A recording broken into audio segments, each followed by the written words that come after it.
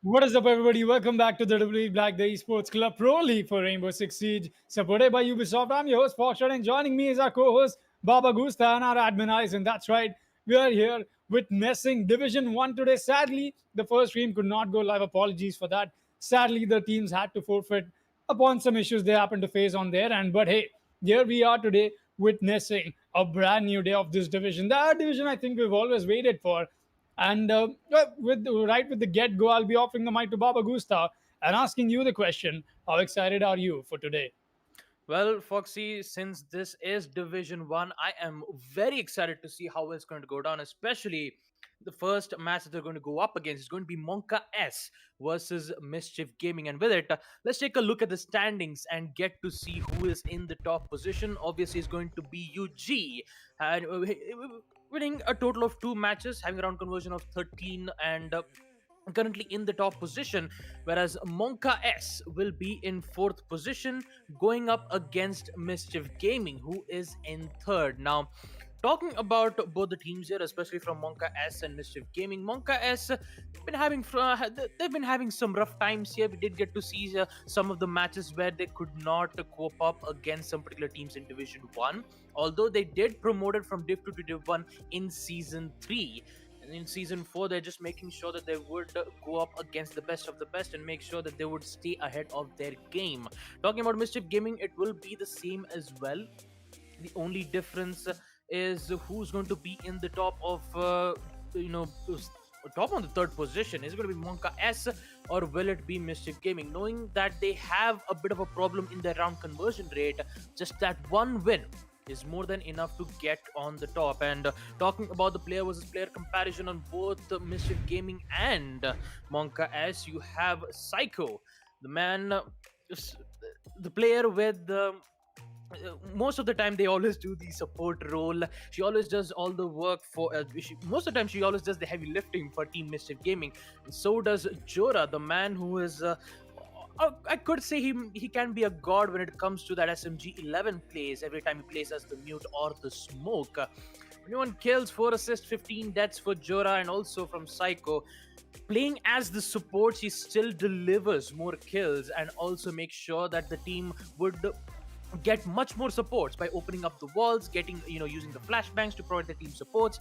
going for the plant. Each and every time you see Mischief Gaming, it will always be Psycho who always has the diffuser in hand, and she will always make sure that they they will force them to put them in a post plant situation. So talking about it, Foxy, I am very excited to see both of these teams going head to head against each other. And talking about my prediction wise, I have no idea on who's going to win it. But well, first things first, Mischief Gaming and Monka S, both of them will be one hell of a match to witness. I think that's the first thing we'll be looking forward to. But just as you happen to think about it, Baba Gusta, we'll be going ahead into the match very soon. Just able to set ourselves for this amazing pacing that we are looking at with this map that is set in Villa.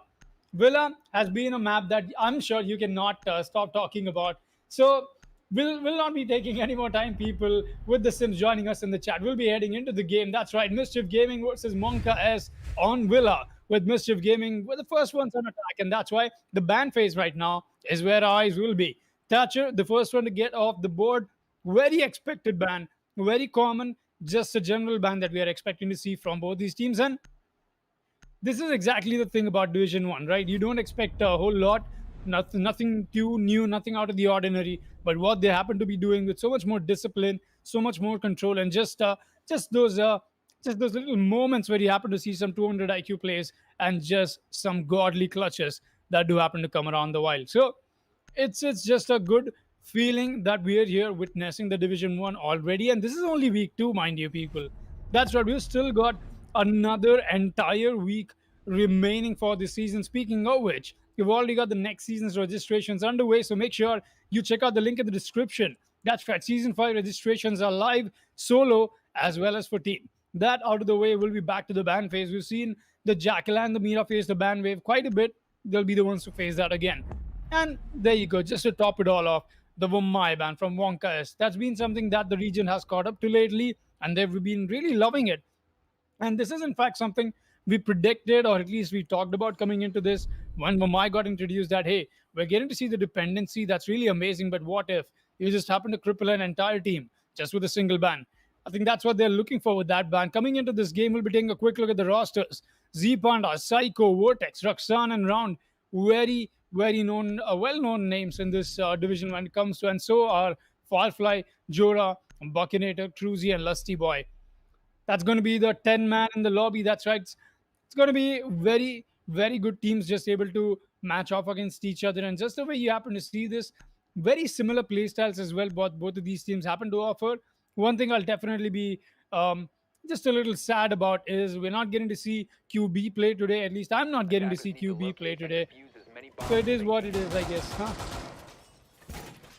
I mean, it is Sad though, because we won't be able to see QB playing in Monka S. Currently, he's just taking a break for a day or two, but who knows? Maybe he'll be back after the next week or the maybe on this week too, if we might be able to see yet another Monka S match coming in on Division 1.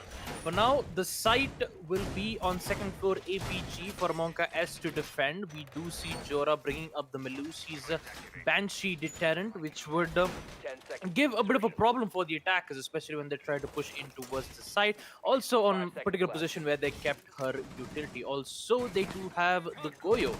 As well, it's going to be played by Lusty Boy. A total of 2 Goyo shields would give not only just cover but also denial from the attackers as well. So we have the deployable the Vulcan shields. We have the C4s from Cruzy and 3 smoke gas canisters from Firefly.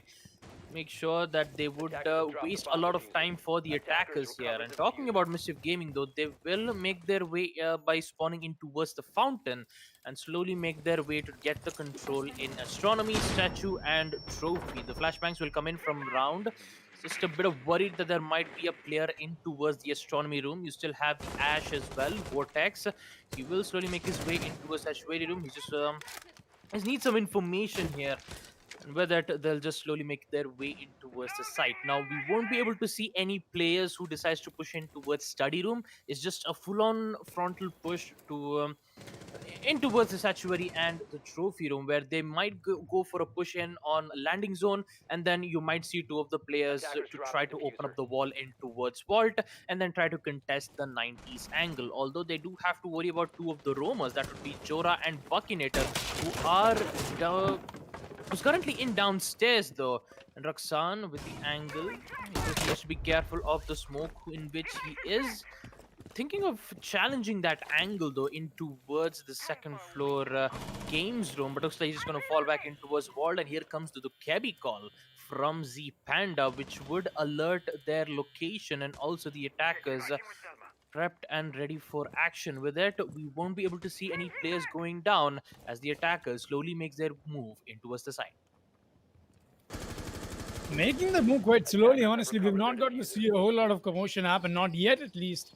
As I happen to speak about it, the push will come in onto the 90 hallway, and that's in fact the 90 wall. A lot of work being put into that one. We don't see this approach come out very usually. It's a very linear approach, at least in terms of how you happen to see the site play out. The bottom push, you have some, excuse me, there, round catching me off guard. Between my words, he's going to get the first strike. That's Firefly off the board. Very interesting first pick. Honestly, not expecting the smoke to go down this early. That's going to be a very bad position for the Salamanca's to fight against. The WD calls are coming in, and the push has got to come in right now. 30 seconds, the diffuser right in the arms of the attackers. They're looking to make this push, but they're also expecting that flank from Jora.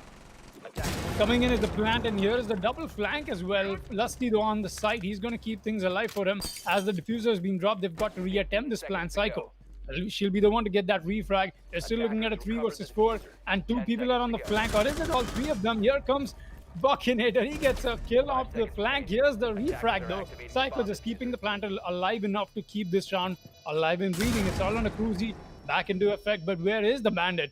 He's got to come out for this fight sooner or later, and when he does, though, it's going to be one hell of a fight to take down Cruzy coming around the main stairs. His position's given away. Psycho right in that crossfire. Will be able to get that frag for herself. Quite the frag. Will be taking a quick look at that in the instant replay. But you happen to think about this, you come back to this little first round in the beginning. Mischief Gaming just showing exactly how powerful Psycho is as an addition to the team and what she happens to add despite being on the hard breach. The plant has gone down. You've got the cover coming in. You've got the conclusive kill being finished up by herself as well. So a very fitting addition to just happen to be that player in highlight. But the other player in highlight right now, Jora, that's somebody I'll have to question because so far it's been a no-show from him.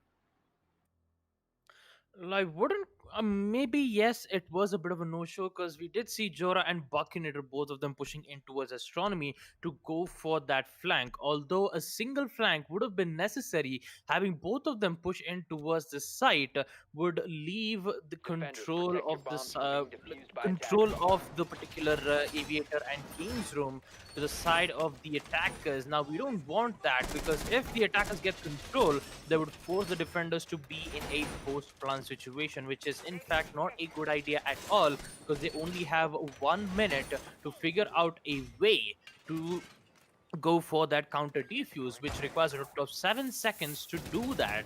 Attackers Talking have about discovered it, the Mischief location of a Gaming will bomb. be able to win their first attack round in second floor AVG, and round 2 will be the same side yet again for 10 Mischief seconds to Gaming to go. push in. The only question is, will we see some difference in the 5 pushes, or seconds will we left. see the same strategy being used in the previous round? We're about to find out Attackers' in the objective action is to phase defuse a itself. bomb. Z Panda playing as the Dukebi, proves to be a vital operator which gives useful information just by calling the operator's phones. Now it can be countered by using a mute or technically playing as the echo, because playing as the echo might be able to at least make Attackers have sure dropped that the you bomb wouldn't diffuser. get got out Attackers from those recovered the Dokebi diffuser. calls because Echo doesn't have a phone. He has a particular place. But enough about that. Jorah with the MP5, a beautiful vertical line of sight, will be able to take out a round towards that astronomy window and You will know what I eventually think, get away Baba with the win. Gusta? Yeah. I think he just happened to hear me that Foxy says I've been a no show. Well, guess what? The opening frag will come out from me. I guess it's quite the shot, honestly, able to anticipate that position.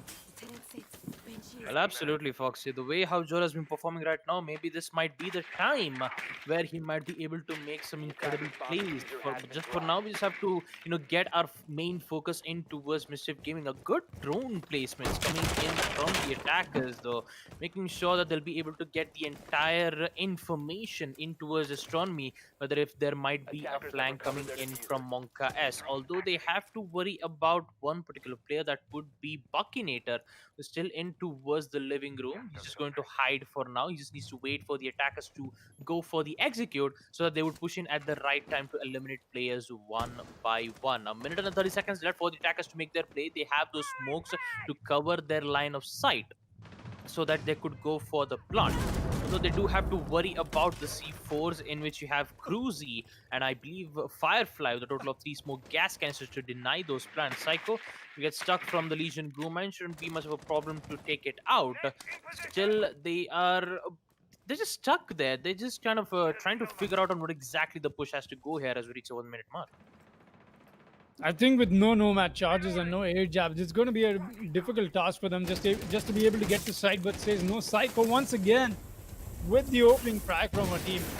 It's coming out to be a lot of work just for the A's to be doing. And like I was trying to talk about air jabs, no air jabs, and that means they've got to watch their own back, but that does not seem to be a problem. Plan going down already. Jorah on the flank. He's going to get a quick frag, but the plan is still being stuck. Roxanne, he's going to get taken down in the last moment by Cruzy with a pistol. We've still got Vortex coming in though, and that's still just a headshot. 20 seconds remaining. The plan has got to get re-attempted. Excuse me there. Attackers You're recovered looking the at a bomb 3 versus diffuser. 2. Look at that Vortex already attempting it. I'm not sure where Psycho giving the cover that he needs. And yes, she will once again, but she's so 15 confused seconds to that go. the diffuser goes down. And so does Psycho. Monka S with a very good defense coming in and very true to what Baba Gusta happened to talk about that. They seem to be doing something, but they're not getting anywhere. That's what it was from the side of Mischief Gaming. A good attempt once again from Psycho, but just not able to push this through. Round 3 will be underway. Let's see what they have in store.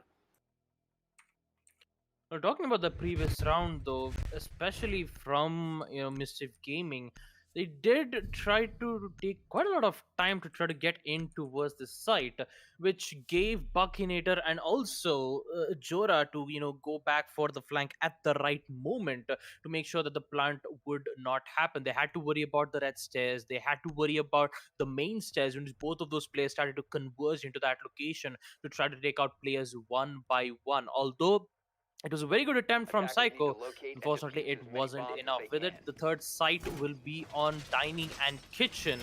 The site in which most of the Attackers have discovered attackers the have a location of chance a to bomb. win it out, and looks like Firefly able to accidentally TK Jorah, due to which he has the uniform. Attackers have And located I a bomb. believe he has to go back and make sure he wouldn't he just need to try to put the default cosmetic skin in and then come back. But for now they will be in a very disadvantageous situation, 5 to 4.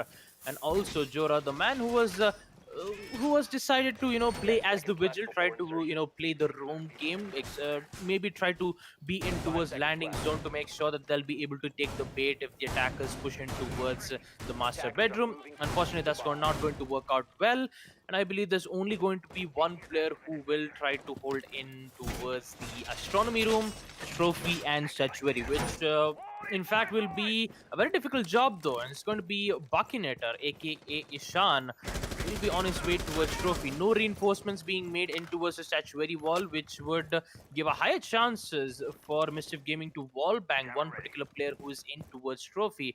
Looks like Ishan will not hold that side instead, but just going towards the aviator games though. Vortex again slowly making his way while he is in towards the technically in towards the bathrooms, and he will slowly make his way into his astronomy stairs, but he needs to make that vertical lines of sight to take out players one by one. Cruzy will try to contest that vertical line of sight in towards the bedroom. The only problem is he doesn't have a perfect information on where exactly the attackers are. With 2 minutes left for the attackers to make their play, they already have control on statuary room, in which they will make their way to make those vertical lines of sight. The only difference is who's going to win that gunfight. And talking about it, Firefly misses that opportunity as Vortex gets one, putting in a 5v3. Z Panda, on the other hand, will be dealt with some major damage against Cruise, I believe, with the SMG-11, although he will survive. But for how long is the biggest question. Major damage being dealt here from Cruzy as we see one of the players pushing in towards Memorial Room. The C4, will it connect? No, it does not, but it will deal some major damage to Psycho, on the other hand, having the diffuser in hand. The push from the SMG-11 spots one, doesn't get the perfect shot just yet, whereas Aksan gets one kill, taking out Lusty Boy. And here comes the phone call and also a downed from Cruzy, which led to a 5v1 situation. It all goes down to Buckinator to make the play. He will be able to deal some damage to Raksan, but it's not going to work out well, as Raksan will be able to flick back, take out Buckinator, and with it they'll be able to win. Round 3, dining and kitchen. Should be much more of a problem for Mischief Gaming to win dining and kitchen. For now, let's going to see what's going to happen here as we proceed to round 4. Talking about it, for now, looks like we have to go for a rehost. Looks like one of the players, that would be Jora, could not join in towards the game, so we have to we just have to wait for a total of 5 to 6 minutes and then try to come back. But for now, talking about 3 matches in hand, Foxy did see two of the sites being played here: second floor AVG and first floor dining and kitchen. Talking about aviator and games, Monka S did recover it in a very good fashion though, although they could not however succeed defending on dining and kitchen. I mean, due to which it was a 4v5 situation. I mean, Jora basically had a wrong uniform in hand, so he had to, go back and try to make sure he has the default. He make sure he has the default uniforms. But for now, Foxy, what do you think is going to happen here? Will we see Mischief Gaming winning 4 rounds of attack, or will Monka S put the score on board for them? Well, let's be honest here. First things first. Just the way I happen to see it, this Monkas has had a good record. Just in Division One, you happen to talk about any team that happens to come against this team as well. Monkas most definitely a very feared to beat team for sure. But so far, if you look at the standings as well, it does not reflect with the reputation that they happen to carry. The points table, they've been lacking quite a bit, even with themselves being able to just throw down Union Gaming, the existing defending champion as well for this for the Division One league. That is, of course, Monkeys were the ones to dethrone them, but that was just a one-hit wonder. We did not see them do that again. We've not seen them climb the table again, and that's just been it. There's so many teams we happen to see them just make that grind through it. Monkas, they've sadly gotten just a little rusty. I see them doing a little more than what we usually expect. But hey, it's Villa. It's a age-old map. We know about Villa, that when we happen to see players like these come back to it, and like I happened to talk about in the beginning, that when it comes down to Villa, I'm sure you have amazing notes and insights to share with us on it. I'm sure that is something the audience is interested to know as well. I mean, talking about Will, I still remember way back when I used to, compliment Vector Sports on how good they were playing on map Will. I just kept rolling with it for like 2 to 3 times where Vector Sports was so good on Villa. Just to realize that Vector Sports is unfortunately disbanded. They're not here anymore. Although, talking about the entire map, though, it's popularly known for its impact tricks. It would be better to bring some of the defenders to bringing some impact nades, just like you have the Melusi with the impact nades, you have Maestro with the impact nades. You can be able to use it to try to deny uh, any particular hard breach coming in from the defenders. Although from Monka S, we do see the bandit being brought up to make sure that they would waste a lot of time to try to take out the bandit charge and then try to open up portals to take them line of sight. Although it did work out in the first round, the second round was where Jora did get a miraculous play there, the vertical line of sight to try to take out round the man who was playing as the Nomad, in which he had the job to make sure that there won't be any flank opportunities. If Nomad was still alive at the very end, where Psycho was trying to contest in a 1v3 situation, I believe, and the attackers was planting, if that Nomad air jump was still present, placing it towards the main stairs and also from the red stairs, it could have been an entire different scenario. It would have been a 3-0 instead of 2-1. But the way how Monka has played, you do get to see some kind of a pattern here. You see two roamers on every single site that they've picked, especially on second floor AVG, on first floor dining. You had Jora, who was playing as the Melusian, also Buckinator with the Jaeger. They always go hand in hand. They always try to, go for the roaming duty, but they don't try to contest on a particular position, but rather they would just wait for the attackers to get in nearby towards the site, and then they go for the push, so they'll be able to go for the flank. So technically, what I can say is Monka S is going a bit of like a shallow roam. Rather than going for an extended roam, because an extended roam is basically one of the sites. For an example, if the site being on second floor AVG, most of the players would be defending either on trophy and statuary room to waste a lot of time for the attackers. If they did succeed in wasting a lot of time, they would either leave two options. One, they would still hold on to the site, or two, to the fall back towards their teammates positions, so that they've succeeded wasting a lot of time, and the attackers still needs to use their hard pitching capabilities to open up walls and then enter in, which would take a lot of time. So that's basically how Villa used to work, mostly on the sites on second floor AVG and trophy. The only problem would be the third side, which would be on dining, where the defenders are forced to get the control, are forced to try to make sure that the attackers wouldn't have control on trophy and statuary room. So it is very difficult. So yeah. Just cutting you off here, Babu Gusta. We know for a fact that this match in specific, we had Monkas and Mischief Gaming. Mischief Gaming chose to go on attack on Villa. That's right. They are the side selection, and they were the ones who went on attack. So that means they definitely have a game plan for what they have brought onto board. But we know for a fact that Villa does happen to be a very defender favored map, just heavily defender influenced, and that's just it. You don't want Monkas to take advantage, which they are looking to make. But Mischief Gaming, they've got a plan in mind, and I don't see a place where we might see a plan go wrong if you really thought about it, if you really counter-strategied everything that you are intending to take it to. That's just it. That's where we happen to win the preparation. Let's see how much of that preparation is going to come into effect of that. The match will be underway. That's right.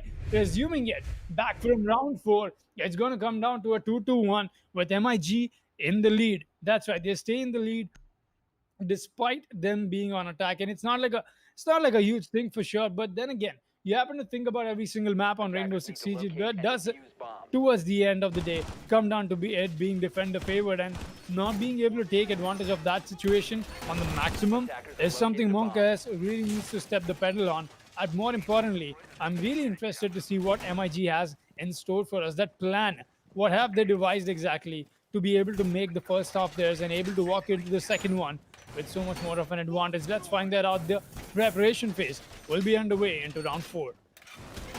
Well, round 4, the site being on first floor dining and kitchen won't be an easy job for Monka yet again. Although we will be able to see Jora playing in the Vigil this time, making sure that he has the default cosmetic, you know, the default cosmetic outfit, and he'll be prepped and ready to go for it. But for now, action phase will proceed.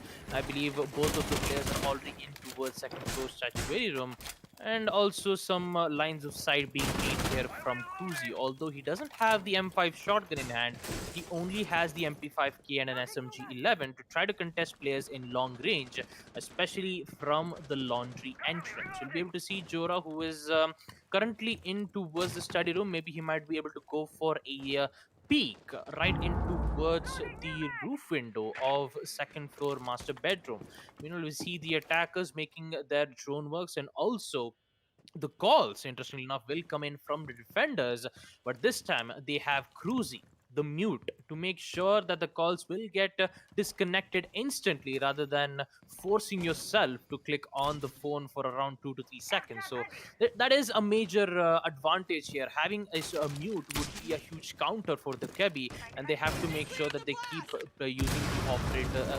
Keep using the mute operator as soon as possible, making sure that they do not give enough information via the Dokebi phones or from the drone works as well. Talking about the Dokebi though, Panda will be able to get one kill, taking out Cruzy with the SMG-12 right in towards the vertical line of sight being made in towards the kitchen room. That is quite unfortunate though, because that is one of the players who's gone down from Wonka S, putting in a 5v4.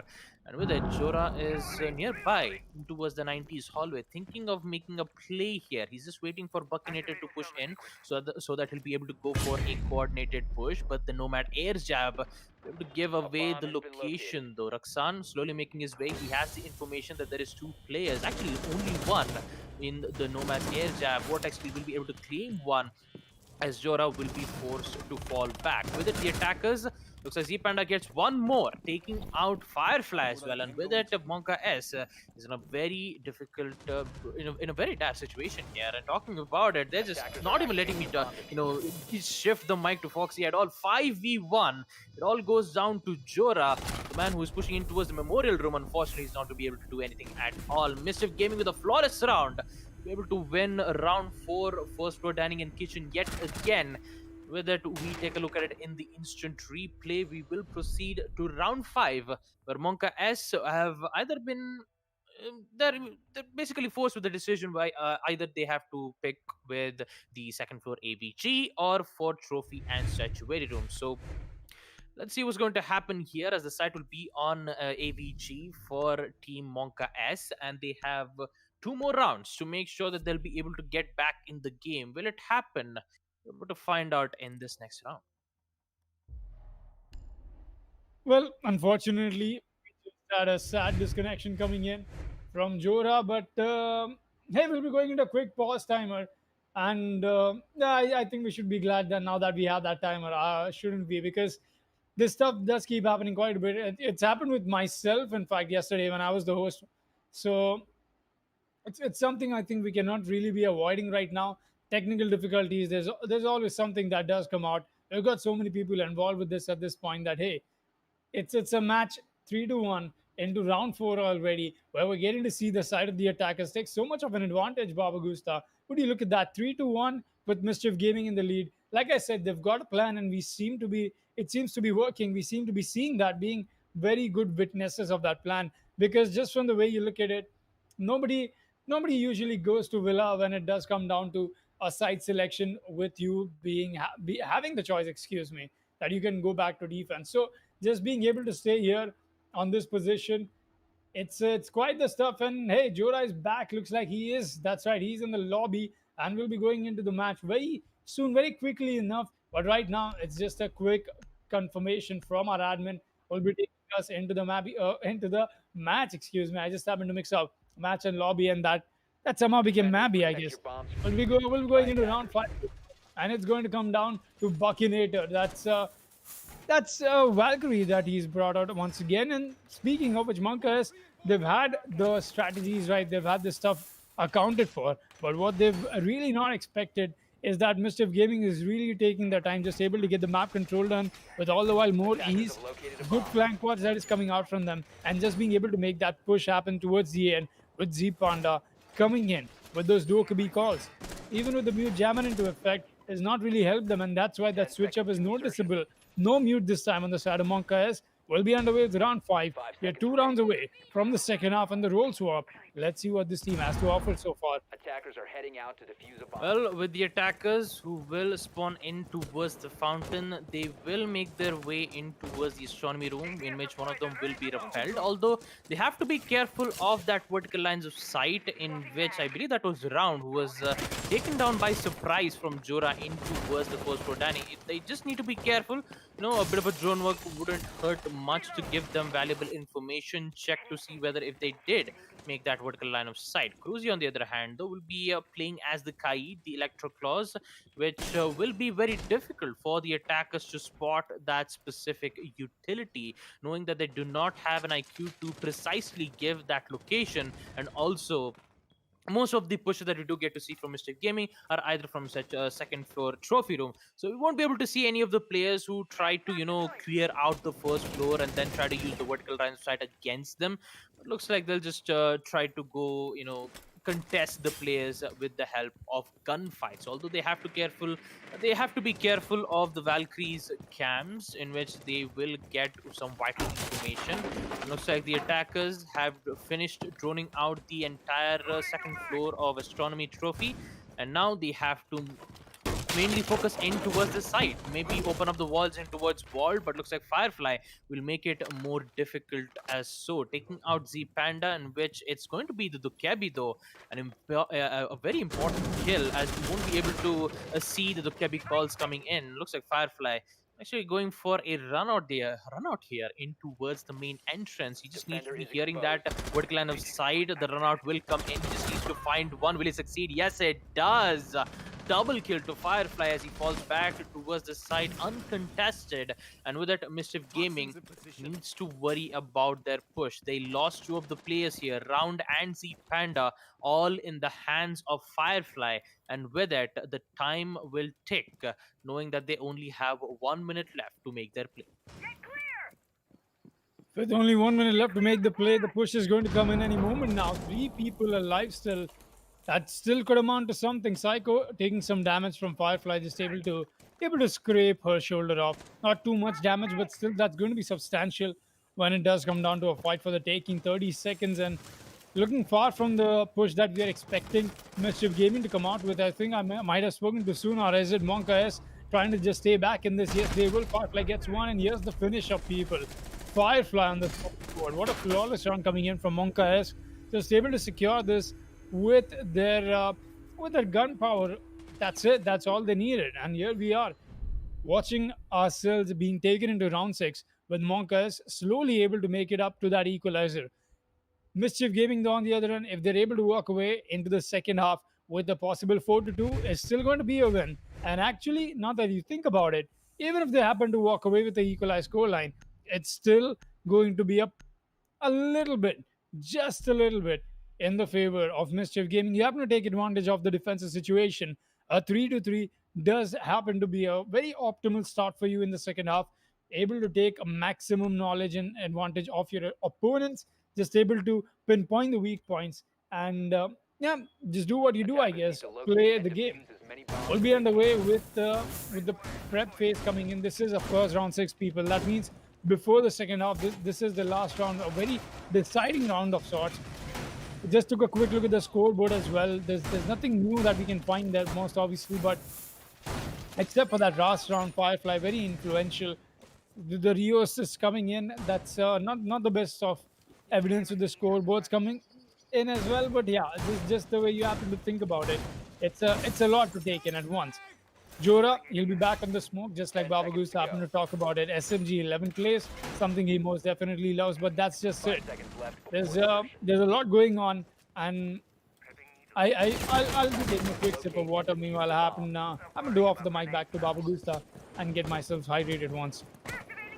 Well, remember, ladies and gentlemen, hydration is important. You need to make sure that you will be prepped and ready make sure that you'll be able to be active and energetic. But for now, focusing on the match at hand, we will be seeing a round will open up in towards the laundry entrance and will slowly make his way in towards the library. Also, we will be able to see Psycho pinging Bomb located the by Valkyrie attackers. cam right from below with the help of Ping 2.0. Oh boy, that was a really good ping there coming in from Psycho though. But on the other hand though, from Monka S, defenders are a bit kind of worried here. Around already placing the Nomad air jabs to make sure that it should not happen, and also the Ash using the soft breach capabilities to make vertical lines of sight to try to take out the Electro Claws in towards Bomb has been trophy, located. in towards the trophy.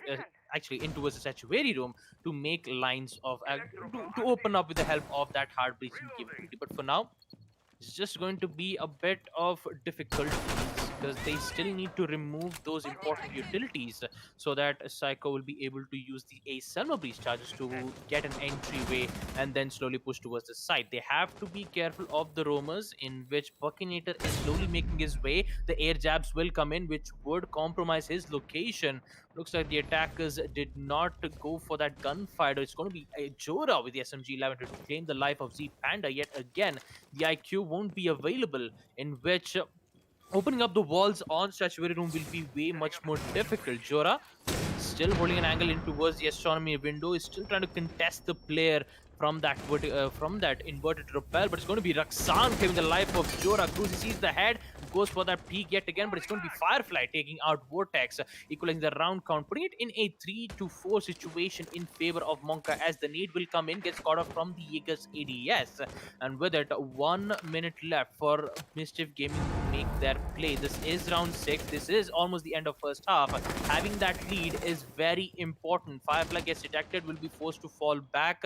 He's either led with the decision to either come back in towards the main stage, but he doesn't have to worry about it because you have Lusty Boy into a statuary room to claim the life of Psycho, and with it, Mischief Gaming is in big trouble here. 2v4, Raksan and Round, the only two players left on the side of Mischief Gaming to make their play.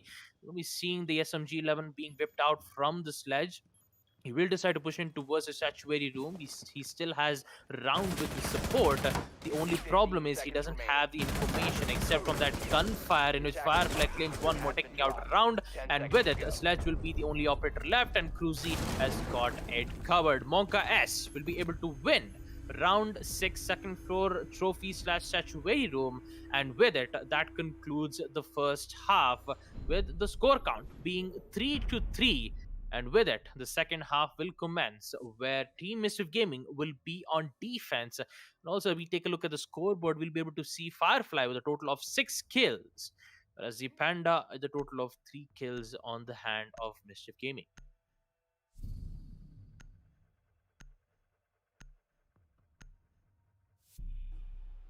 That is right. We'll be underway with round 7, the second half, and already Iana into the pick. Firefly will be the one to get that pick on, and Frosto from Z Panda. Very interesting 6 picks as well. Nothing we're getting to see taken out of the usual. At least the IQ to Zofia, very normal, very expected. We've still got Goyo, Defenders, protect your Frost, bombs from being and defused by what else? What attackers. else have we got here? We've got the mute coming in, and as well as the Echo. That's quite the lineup from Mischief Gaming. Up does happen to take me back to the day where Goyo was just introduced, and Echo was still into play. Now we're back here with this amazing meta, Frost being added up to it, and obviously Vortex back on the Jaeger. It'll be an interesting decide to always watch this. It's always nice to get to watch these fraggers, excuse me, get on these amazing guns and just able to use them very well. That put aside, will be underway with 10 round seconds to 7, go. the prep phase, already coming in with everything normal, 5 nothing out seconds of the to usual. insertion. We've got very good setup from the side of MIG, and just as we happen to talk Attackers about must it, locate and defuse the around bomb. those mute jammers, it's a very calculated move on the off chance of having to find Monka is able to bring Dokubi or Lion, some operators like that. You've seen the emphasis of Lion, the dependency of Lion when it does come out of desperation in so many teams. But Monka is, though, kudos to them, able to walk away into the second half with a 3-3 score line. That's going to be something that they're looking to push further. Let's see if the attackers take the advantage on this second half, or will it be Mischief Gaming? Let's find that out.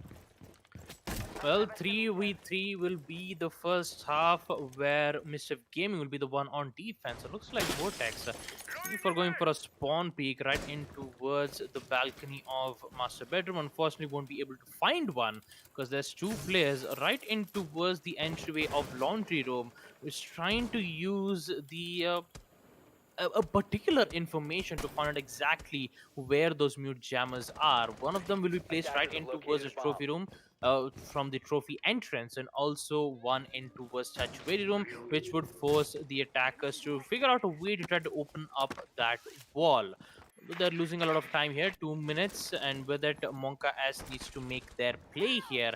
They will be able to go for that Jonas to give them vital information, but for how long? Mischief Gaming, they haven't moved an inch. We don't see them, going for any roam duties at all. It's just a simple total hold coming in from the defenders. You have the Goyo shields, you have the ADSs. All you have to do is wait for the attackers to come in with that line of sight, and then just immediately go with the peak because you have that cover from that shield.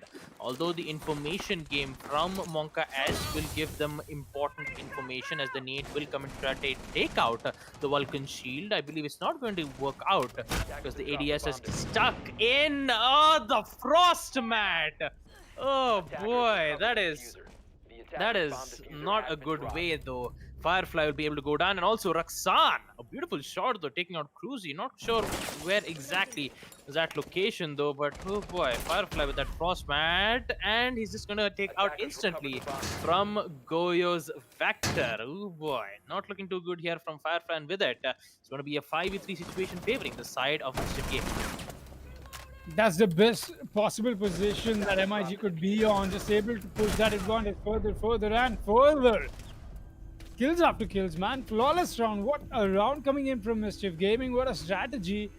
Good crossfires, great use of utility, great patience, no over peaking, well calculated round. That round was already won before it began. Honestly, Mischief Gaming came prepared to win that round. That's what it looked like, man. A very good calculated round, very well taken, very well executed as well, for that matter. That's something many teams happen to miss out doing on doing as well. But hey, here we are in this position. Round 8 will be underway. We've got Monka S definitely looking to make this a little bit more of a fight, but that's a fight far from over. MIG, they're not the ones to give up as well. Let's see what round 8 will be having for us, though. But once again, you happen to come down to talk about stuff like this. It is quite the show that we've been seeing put up. Attackers need to locate and Well, defuse the talking bomb. about Monka S's line of attack, though, they did take quite a lot of time to open up that line of sight and also get an entryway in towards closet. Unfortunately, less of information led Firefly get caught from that frost mat, and with it, the angle being made from the Goyos with the help of that Vulcan shield right in towards the master bedroom entrance gets 3 kills with that. And talking about the site, dining and kitchen will be a very interesting site and also very difficult site for 10 the seconds left defenders to before defend, insertion. knowing that if the attackers claim the control of trophy 5 room, seconds left it, before there is insertion. a higher chances where the attackers might force the defenders to Attackers put it must in a locate post-plan and defuse the situation bomb. where they have the control. That can be countered by at least wasting a lot of time by making sure that they would not get the control of trophy room. And with it, it might work out, maybe, maybe not. They might be able to go for a different strategy instead. That would be an aggressive play style, going for a run out, technically, either in the luggage, actually from the laundry entrance. But for now, the attackers, especially Buckinator, will be able to detect one of the players. It's going to be Psycho, who is in towards this pantry stairs. Still needs to be A careful though, bomb has because been he is located. hunted, and two attackers are still figuring out a way to force her to reposition in a specific place. A Firefly will be able to deal some major damage, but looks like Jora will be able to find one, taking out Z Panda right in towards the wine cellar, and an instant refrag will come in from the Melusi, equalizing the round connect again 4-4. Looks like things are starting to go well in the side of Monka S. They did take out one of the roamers, but still at the cost of Jora, who was making his way in towards the wine cellars. gets caught from the Melusi's line of sight. Yet another kill from Psycho. Oh boy, things are not looking too good here from Monka as they've lost 2 players. Can he get the third? No, it does not. An instant refrag will come in from Firefly. And that was just basement. The site is in first for dying. They haven't made vertical lines of sight. Vortex is still in that specific place. You still have 3 of the players, Firefly, Cruzy, and Lusty Boy, in which Lusty Boy will try to get an angle maybe in towards luggage by opening up lines of sight, but with that vertical lines of sight being made from the defenders themselves, it will be very difficult for Monka S to push in towards the site.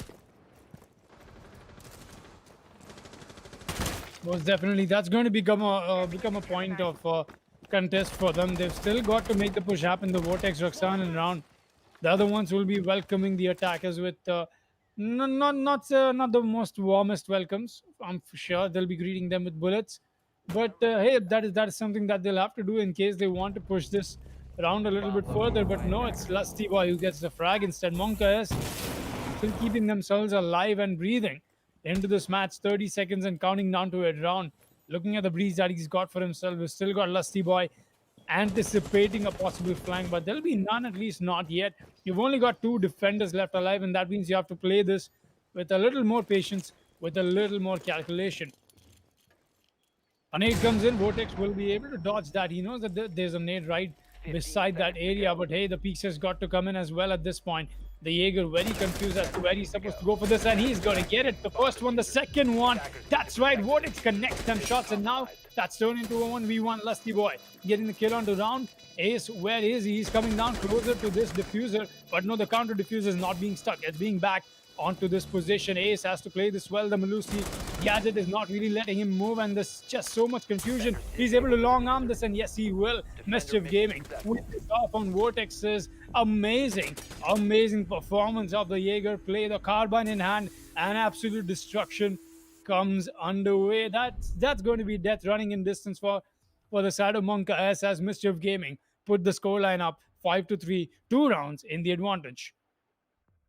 Well, 2 more rounds. Actually, 1 round to put themselves in match point and 2 more rounds to secure the win. Looks like Mischief Gaming is so close. They want to make sure that they'll be able to win as best as possible. Talking about that site in the first floor dining / kitchen, it almost went to a close plan situation, putting it in a 2v3 situation. It was all thanks to Vortex, the man who made sure that they would not get that win. And also huge props to Psycho, eliminating 2 of the players. That would be Jora and Lusty Boy. Actually, it was Cruzy who was slowly making their way to try to eliminate one of the players. It did take quite a lot of time, but she did succeed wasting time. That's all they had to do, waste time for the attackers to get their main focus in towards the side. That's technically what a roamer's job is. Basically, creating as a distraction in which forces the attackers to focus on one particular player rather than focusing in towards the side. They had to do it quick. If they do not do it quick, that would cause a lot of problems for the attackers to get in and try to, do their specific jobs when trying to get in towards the site. For now, 5-3, the site will be on Aviator and Games Room again for Mischief Gaming for defend. We'll be able to see a different operator from the Panda bringing in the Ella, and also we won't be able to see any different operators coming in from Monka S, though it is still the same. We don't see any Dokebi picks. I mean, Mischief Gaming was the one who were picking Dokebi in the first half, but for now, Monka S being the one on attack, they have the Gemini replicators to give them useful information and also maybe have a chance to bait some of the utilities. Vortex with the spawn peak, for now he's not going to be able to find anything in towards the bathroom window. But for now, the main focus for Monka S would be none other than Buckinator. The man was who always mains as the Valk, especially on defense, always performs extraordinarily well, and also on attack when he plays as the Sophia. Although things are not looking too well here for Monka S, because they've been losing quite a lot of gunfights in the hands of just 2 players on the side of Mischief Gaming. That would be Psycho and the last player, which would be Vortex. These 2 players have been fragging quite a lot and also giving much more advantage at the execution phase. For now, the attackers, They are making their way in towards balcony. The flashbangs will blind one of the defenders, but now Melusi made a decision to come back. Maybe try to go for that aggressive peek. Sees one Psycho. Can he get the kill? No, she does not. 4v4, but still gets the kill, taking out one of the players. It's going to be Vortex taking one. Z Panda gets the other with the Ella shot, the Ella's Scorpion SMG. And with it, Mischief Gaming yet again in a man advantage lead, 4-2. Kicking them back into this very, very dark corner. Vortex just able to get that one last push in. It'll be the kill onto Jora. It's all on Lusty Boy. A 1 versus 4 quad clutch situation. Does not look like he'll be able to walk out of this one alive. He's still got 50 seconds though. So let's see if Lusty Boy has got it in him. It's not really. Oh, all right, let's be honest. We expected that to happen, but hey, it's always nice to be optimistic about it. I thought Lusty Boy could be able to do it, and who knows, he might just have been able to. Says no, Roxanne. They'll be able to take round 10 for themselves, round 9 for themselves. Round 10 is where we are headed, and that's also the match point for Mischief Gaming. 6-3, and like I said, Baba Gusta does not matter. Mischief Gaming has come out with quite the preparation, and it's very visible. It's very evident from what they are expecting to plan out or expecting to execute out of this. It's definitely worked out for them, and couldn't have been better, I guess. But just as you happen to think about this, Monkas in its own right does have quite the attempt from their side. Not the best of what we've seen Monkas perform.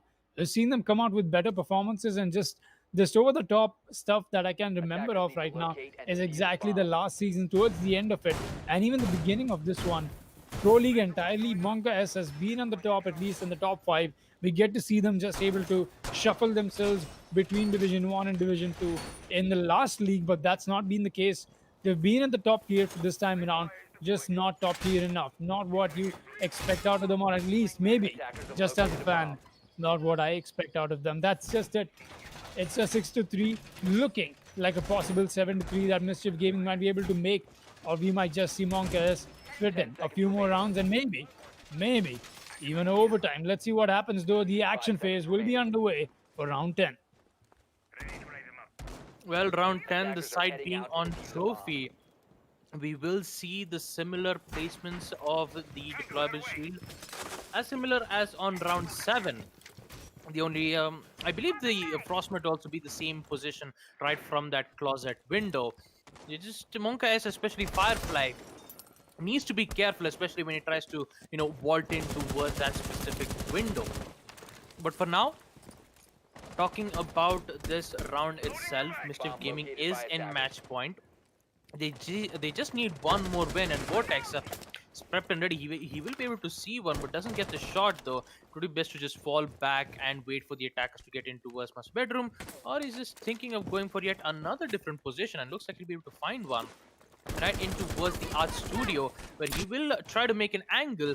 If he just gets the shot of Sledge, that would give them the early manpower advantage, but no, he's just going to fall back in towards the site and try to contest the players who will mainly push in towards that specific position. Firefly will will push in towards the closet room without being able to worry about the frost mat traps, and also use the explosive utility to remove a particular deployable shield in towards the statuary room, which would force the attackers to reposition in a different location. Now, round still in towards the astronomy, holding in towards bathroom. He just needs to make sure that he'll be able to get at least 1 or 2 kills, in which Firefly still holding an angle here in towards the statuary room. Psycho will be dealt with some major damage in towards the statuary entrance. Needs to be careful on 2 players, in which it does not succeed. The nade will come in, and so does the shot from Bluesy, taking out Z Panda. The C4 will not, it's not going to work out well for Mischief Gaming, and with it, they are in a very difficult situation here. 3v5. Nobody's been dropped on the side of Monka S. Mischief Gaming have been dealt with some major aggression with the use of their explosive utility. Also, the vertical lines of sight, in which Cruz has been currently doing Actually doing some good damage here. Lustberg gets one more, taking out a round, this time in towards Master Bedroom. Sees the head of the Jaeger and also gets another one, taking out Vortex. And in the end, it's going to be Firefly taking out Raksan, and they'll be able to win a flawless round. Round 10 goes to them on second floor trophy in Statuary Room. And with it, we will proceed to the next round, where Mischief Gaming will either go for the site in first floor dining or decides to go back to the same site of second floor trophy. The only problem is they only have two more chance to make sure that this round should not go to overtime. If this happens though, if Monka S wins these two rounds, they'll be able to put this match on overtime where Monka S gets a second chance. Will it happen, or will you see Mischief Gaming ends this match once and for all? We're about to find out, with the site being in first floor dining room and kitchen. That's right. That's where the site is going to be, and here we are, witnessing ourselves into that fight back movement from Defenders, Monka S. protect your bombs We from might being even defused see by them make the attackers. push happen towards overtime. That's what I'm here to find out. Let's see if that is exactly what they've got in them or not. Looking to make the push into a possible non-match point position that might be far. You happen to think about this. 2 rounds back to back will be a difficult stretch for Monkas to just be able to get through it, because Mischief Gaming still has enough, just enough flexibility to go onto their own desirable sites for now. It's not a bad site. You happen to think about it. Kitchen and dining is going to be the one of choice, and just as I happen to talk about it, it is one of the better sites that this map does happen to offer, and we've not got the Goyo into play, and that means that the C4 play is going to be very influential and just very dependent on that play from Raksan, Round, and Psycho. 3 C4s that they're looking to connect with the top floor being taken into control from Monkas. That's an expected outcome of an attack like this, but these frost mats very well placed as well. We don't see the side of MIG trying to get greedy over the fact that they need a few kills over the frost mat. That's just not the case. They're able to get any of the side of Monka's players into even one of them. That's more than enough. You've put them down by 80 HP. That's damage dealt without even having to take a gunfight. So good utility in terms of how frost mats do happen to offer that little greediness into confirming a kill. We won't be seeing any of that come out, and we've seen very good examples and moments of instances where Mischief Gaming has had moments like that pan out for them. This one, though, it looks like a little difficult of a situation. Psycho has found herself in a basement that is about to get swarmed by her enemies. The attack is right outside this area, and multiple entryways being covered by Firefly as well. The push will come, and Psycho will get taken down. I still got the push from Z Panda trying to stay alive and just able to kick his team back into this possible gunfight, which will be lost as well. Monka S are not stopping. Jora with the SMG 11. He does not lose that. A 3 versus 5. Let's see what happens.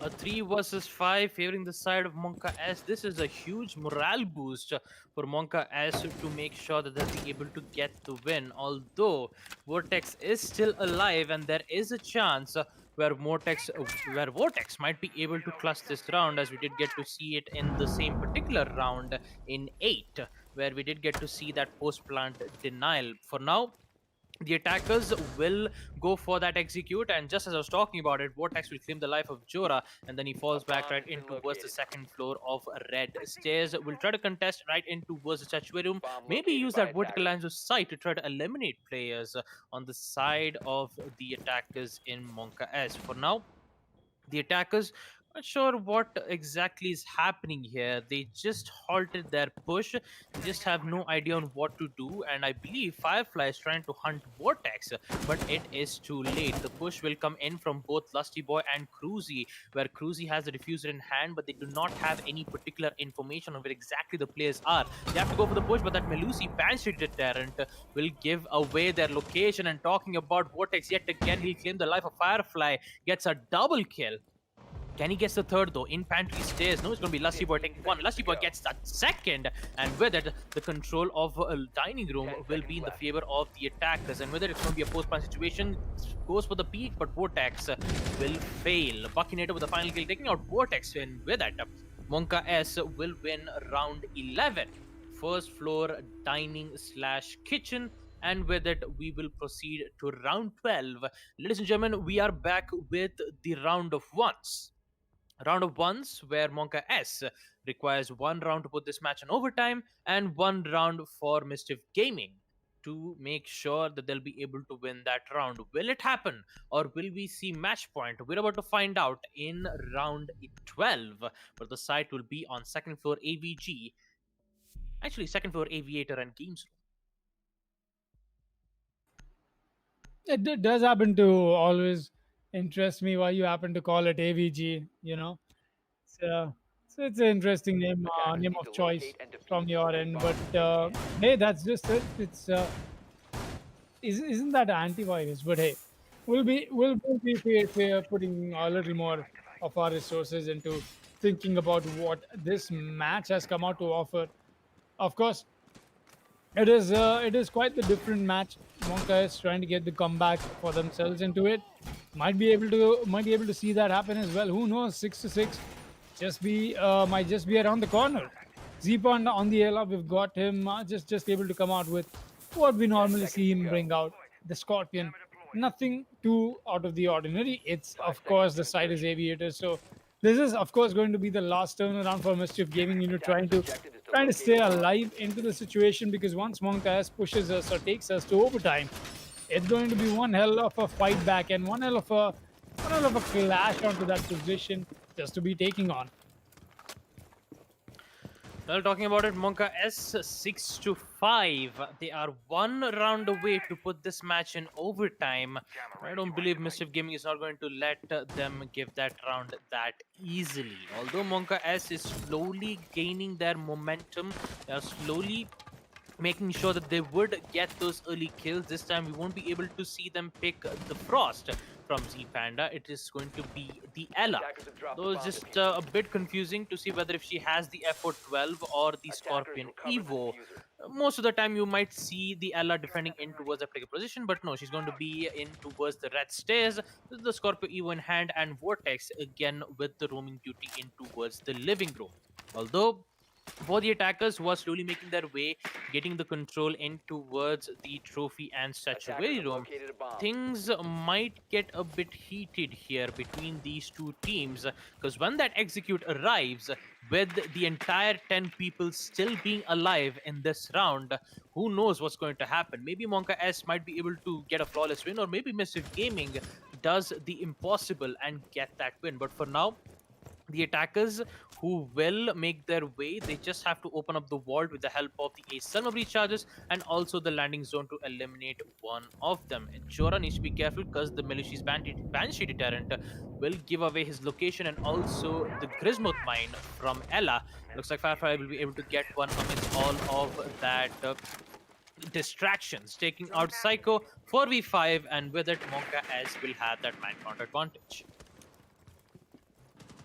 Monkas having themselves the man count advantage could just be the hint that we need to take that. Hey, this is going to overtime, or is it not? Vortex with a quick refrag. Mischief Gaming trying to hint us into that. No, it's us who wants to take this match and just take it all for us. That's it. Just got to. We've just got to balance ourselves between that spot, I guess, right now. It is, of course, the round of ones, and it's going to come down boiling to the last 30 seconds of this match. That's right. A 4 versus 4, looking to make this. I don't know what at this point, because it's been one hell of a ride with Monkas coming onto this comeback and the amount that they've had so far.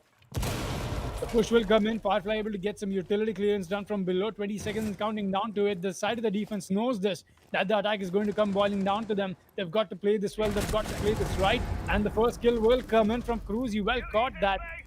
That was a good rotation being caught off guard. Vortex, though, he's still the man who's been doing the refragging duty for them. It's coming down to the last few seconds. There's nowhere the push comes in at this point. Even if the push does, the plant won't, and that's it. Mischief Gaming get round 12, and despite the comeback, it is, of course, Mischief Gaming that will be able to walk away with tonight's match. 7-5 is the scoreline for Mischief Gaming to stay alive, to stay kicking, and just put the rest of the teams down into Division 1, get themselves some points up on board. What a match, and a good one to witness on a map like this. What a match we get to witness here. 10 kills to Vortex and 10 kills to Firefly. And also, I believe this is going to be a current trend here, Foxy, where most of the time where we do get to see a failed overtime match coming in. I mean, we did get to see the same example in Division 2 in the previous round. Believe I'm just trying to get that information here through the place. Yeah, there you go. Team L2K versus Vanquish Paradox in Div 2, where the map was on theme park. It was unfortunately 7-5, where VPG won it out, making sure that they would not put that match to overtime. And again, we did get to see 7-5 from Mischief Gaming versus Monka S as well. Although, talking about both of their performance, though, it has been quite excellent from Mischief Gaming's side, because the way how they played in the first round is absolutely excellent, especially from both Psycho and Vortex, who've been mainly doing all the frag duty amidst being as the support. That would be from Psycho, though, because you always see her playing as the ace. She always does the job by opening up lines of sight. And also on the defense side, you see her playing as the Melusi, the Banshee Deterrents, giving them the work for the attackers and also getting those kills. And also, we'll be able to talk everything in Relive the Moment and talk about the entire match on what exactly happened in those two halves. Talking about the first half, Mischief Gaming were in a very good mood, though, winning a total of three defense rounds, and then suddenly a huge change happened from Monka S, where they did try to retaliate back, winning those two defense rounds on round 5 and round 6. Not quite sure what happened on the first round, third, and fourth. Maybe there was a bit miscommunication coming in, because most of the time Monka as didn't had vital information, because Mischief Gaming always removes removes the default cams right from outside as also from the inside as well. Problem was that sometimes where the execution phase, or also when they try to go in for the flank, the double flank, we did get to witness from Jora and Buckinator, it did not quite work out well on the astronomy push, and also on the dining room, where we did get to see an entire squad vibe where Jora was the last man playing. Also from Mr. Gaming, I wouldn't say that they also did a good job, though. On defense itself, they did, you know, lost two rounds, which was on trophy and dining room, in which both of them were almost a flawless victory. Although it was Vortex who did get those triple kills, the only problem was he was all by himself. It was a post plan situation, and then Monka, all they had to do was to wait for them to arrive at their line of sight and get those kills. All in all, a good performance coming in from both of the team, but Monka S still needs to be careful under situations like this, especially the way how Vortex performed for these past two halves there, going for that defuse, getting all those clutches of 1v3 1v2s, and also getting an early kill. I mean, most of the time it was just Vortex doing all the heavy lifting. And also from on the side of Monka S, we did get to see, Lusty Boy and Jora making their own plays as well, getting their early kills, and also, giving hope to their team, saying that they're not out of the game yet. They could come back to get that overtime match point. But unfortunately, that journey had come to an end. But I mean, it's just for the match, though. It's not the entire season, because they're still in third position. Don't you agree, Foxy? That is very true. But quite the journey for these both of these teams. You just happen to see them come out with one history, and tomorrow it's somebody else rewriting it. But that's just it. That's what competitive siege is all about. That spirit, and just able to watch these teams fight each other. I think it's a treat in it itself. And that being said, we'll be taking a quick look at the standings. That is, of course, the current standings of the division table, with what this victory for Mischief Gaming is going to affect them, put them up in effect, and just on par with where Lies Valiance happened to stand at. Of course, with one loss in their favor, with that is, of course, Mischief Gaming, with three matches played that they have come out with. It's Mischief Gaming with themselves looking to secure a possible top three spot into this season. That's just it. We've got so many other teams that we know very well about at the bottom. That is, of course, Demons Force and ESM and Monkas. We just got to see them play, looking to maybe get themselves a ticket for the relegation. But that's just it, man. Division One, too difficult to keep alive, or to stay alive, to stay on top of your game, and that's where the real fight goes down. Like I happen to talk about it, it's the gladiator match of every single Division One match. The Tier One teams really out looking for blood, really out looking for those points, and that's just it. The first match was one hell of a match to witness and just able to put ourselves up in a very good position. The second one, though, is going to be no different. Kira versus Demus Force. That's right. Kira Esports will be facing off Demus Force. Very old teams and very well known to us. Let's see what they'll be bringing out across this short break. I'm your host, Fox, and joining me is my co host and our admin. Excuse me, I actually not going to use the word there. I actually happen to say Baba Gusta and Eisen as the same person, not not something I wanted to go for. But hey, it's we've already given Eisen multiple names and Baba Gusta as well. We might as well come up with something new. Who knows? Baba Gusta and Eisen. We need a new weird word. But as we happen to think about that weird word into this little break, please make sure you get yourself some popcorn and some anti-cringe juice for my jokes, because we'll be back across that break with Kira Esports facing off Demus Force. Stay tuned.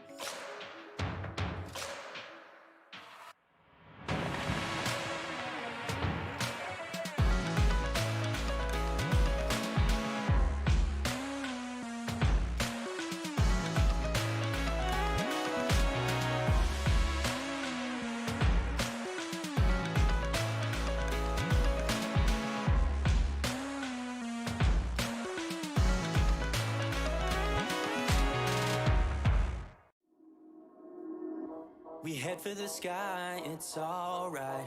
Our wings wouldn't fly, it's alright. If we are crashing down again, pieces of love, it's alright. Scattered in mud, it's alright. You're giving me a lie again. And tell me what you want, this time I won't take it to the heart. Cause I know we won't make it out, I've heard it all before. Yeah, tell me what you want, let me hear that I'm the only one. You know that we won't make it out, we've heard it all before. It's alright. It's alright.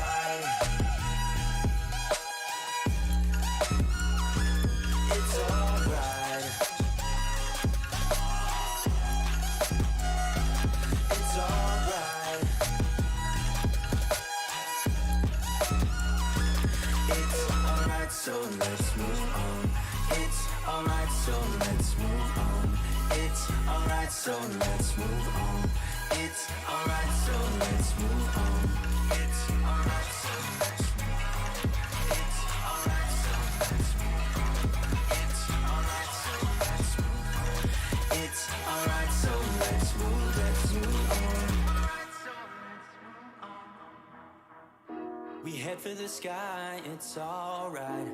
Our wings wouldn't fly, it's alright. If we are crashing down again,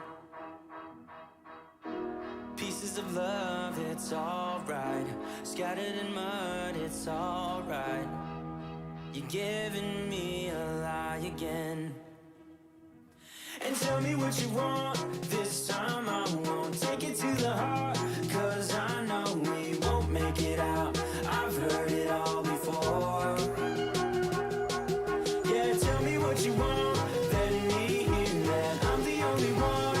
You know that we won't make it out, we've heard it all before.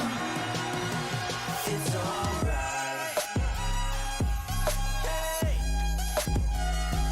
It's alright. Hey. It's alright. It's alright.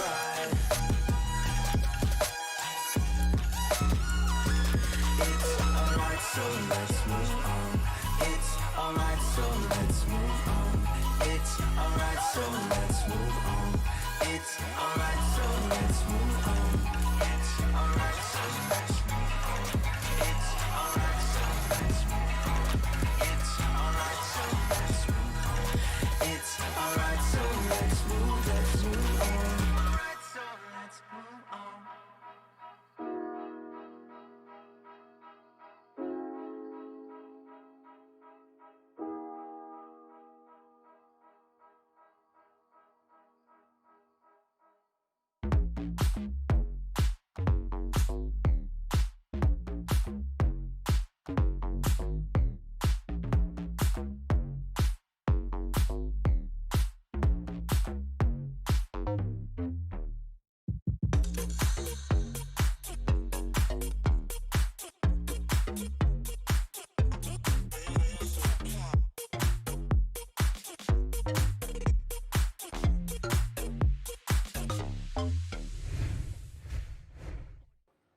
What is up, everybody? Welcome back to the WD Black Esports Club Pro League for Rainbow Six Siege, supported by Ubisoft in association with me and Babu Gusta. That's right, we'll be here, your hosts for today, witnessing the second match into Division One. That's right, it's quite the confusion and quite the jump scare we just had for ourselves into the preview, because I just happened to realize, and fortunately at the right time, that my eyes are not where they're supposed to be.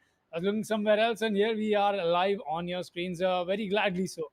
But the match in hand is, of course, Demons Force playing after a while. They do happen to be the ones who are at the bottom of the leaderboard as well. That is, of course, a pressing matter for them, something of concern that they'll have to look out for, something that I'm looking to see them make amends of. But that's just it. They're up against Kira Esports, a team we've seen perform amazingly well, but not the best of it. They're here in the top five. Let's see what week 2 happens to offer to them. For today, though, our player in highlight will be Rattler and Tsukishima Goat. Going into that right now, taking a look at how exactly they've been affecting their team, just able to give that type of contribution for themselves and the others. Tsukishima, no doubt, the man having that 32 kill count for himself, and very obviously so. A favorite operator is Blitz for sure. I mean, at this point, there's no doubt that we happen to see something else come out from the side of Tsukushima Goat. But apart from that, it's my man Rattler. This person, he's always amazed me. Just from the get go, right from the beginning, I happen to know about him. Always at the top of the game, always able to give his team more than what he just is able to present with. It's just amazing to watch that kind of consistency come out. It's not the kills that should be his definition right now, but more importantly, how consistent he has been with the score that he happens to bring up. Smoke will not be a surprise that his favorite operator is most definitely. It's. I mean, these are facts. They don't come out to be a surprise or guesses. But just speaking of the statistics and speaking of the style that he happens to carry, that SMG 11 couldn't have suited better on anybody else. Rattler, my man, happening to have that amazing smoke and mute duo. You happen to see him bring out the SMG 11 as well on attack, able to use the sledge well. We've seen him come out with quite the denials, multiple clutches, and always that never-ending fear, that never-ending no fear rather, that you happen to come back and talk about him into taking gunfights and whatnot. But that's just it. I'll be happen to pass on my mic to Baba Gusta. Anything you happen to add on to this match that will be witnessing Kira Esports versus Demon's Force? Well, the main eyes that we should look onto should be Rattler and Tsukushima, the side of both the teams, and also we need to keep our eyes on Sniper One Candy on the side of Demon's Force, and also Rats on the side of Kira Esports. So I am very excited to see how both of these teams will be able to go head to head against each other, and also be able to determine who's going to be the best against each other. Will it be Tsukushima Goat or Sniper One Candy, the aggressors of Demon's Force, or will it be the R Square of Kira Esports, Rattler and Rats? To make their play. It is very exciting and also very curious to know what's going to happen in situations like this. For now, according to the map, it will be Villa, the map of Easter eggs and the map of impact tricks, where we would love to see that. Unfortunately, most of the time we don't see an impact tricks. Yes, you were trying to say, Foxy? No, I just was trying to acknowledge that I have a broken arm of my spectacles, and my spectacles happen to be just suspended right now from the side. So Ah, what a not the best spectacle, things huh? to do on stream. I'm sure I was trying to figure out a way to sneak in that. Hey, yeah, I got them attached back. No, there's no way I can do it sneakily. So just had to address that head on. Mhm. Yep. I mean, I would say what a spectacle, am I right? Well, yeah, as I was talking about the round though, from Demon's Force, we did see according to their standings wise, they are in the last position, not being able to win a single match. And now they are going up against Kira Esports, who are in fifth position. And also, with ladies and gentlemen, we are into the game Demon's Force versus Kira Esports, where Demon's Force will be the one in attack. It's not a surprising thing to be looking at though, because especially when Demon's Force is on attack, what kind of aggressiveness we're going to be seeing from these teams. Starting off with the ban phase is going to be Kira Esports on defense.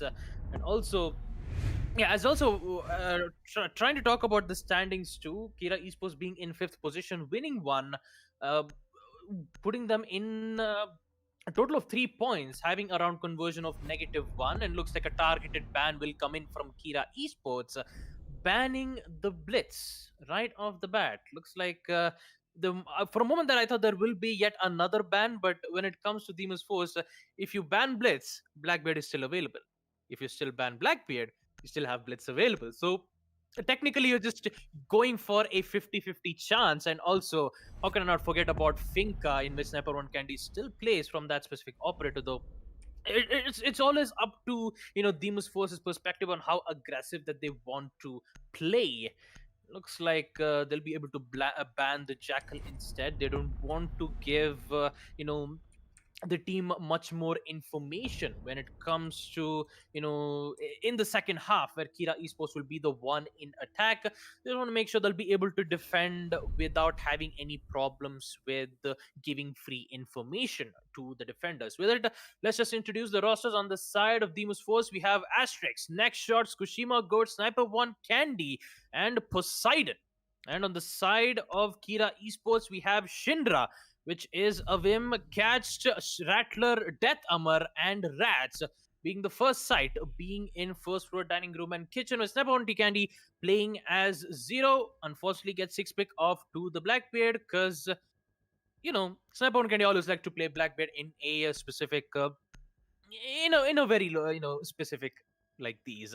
And a 6 pick will come in from Cash, will switch in from the Castle to the Valkyrie, in which the Attackers first need to round locate and will defuse bombs. proceed. Very exciting and also an interesting pick here.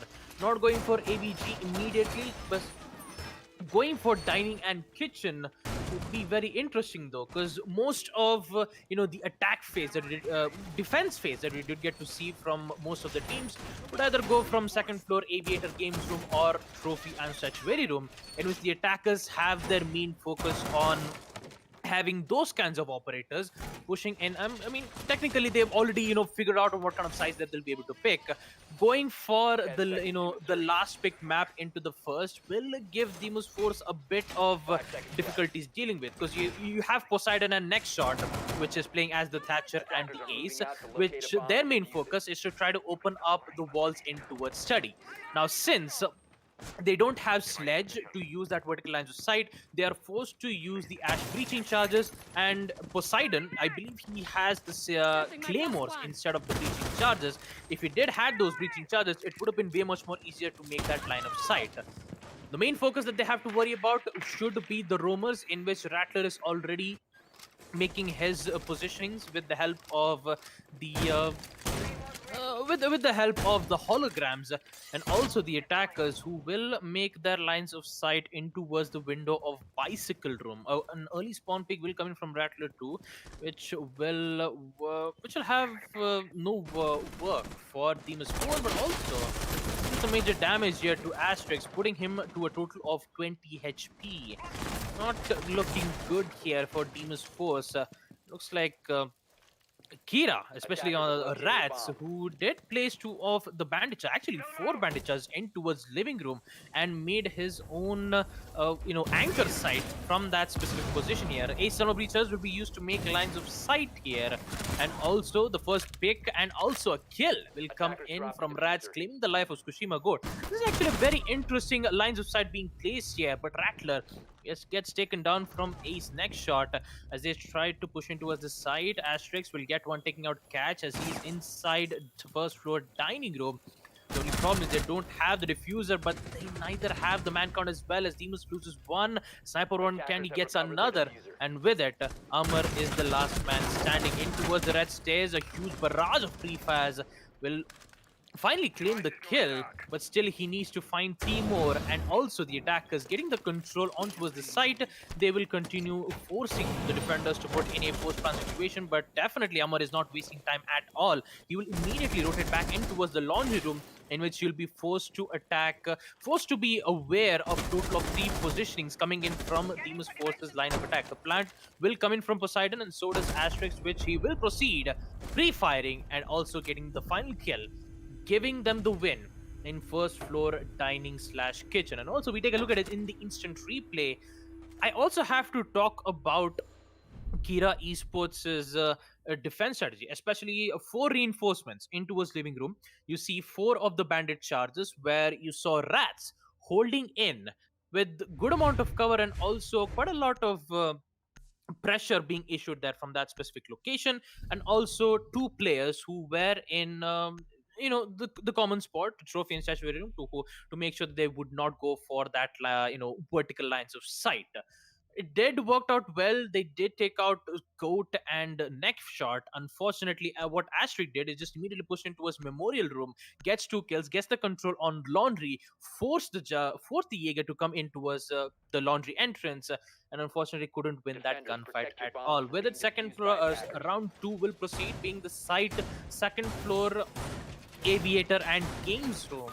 And with it, we will be seeing Shinra aka Vim playing as the Ella this time with the Scorpio in hand, and also Demon's Force's aggression, though, it always amuses me on how well Demon's Force carries out their aggression in attack phases itself.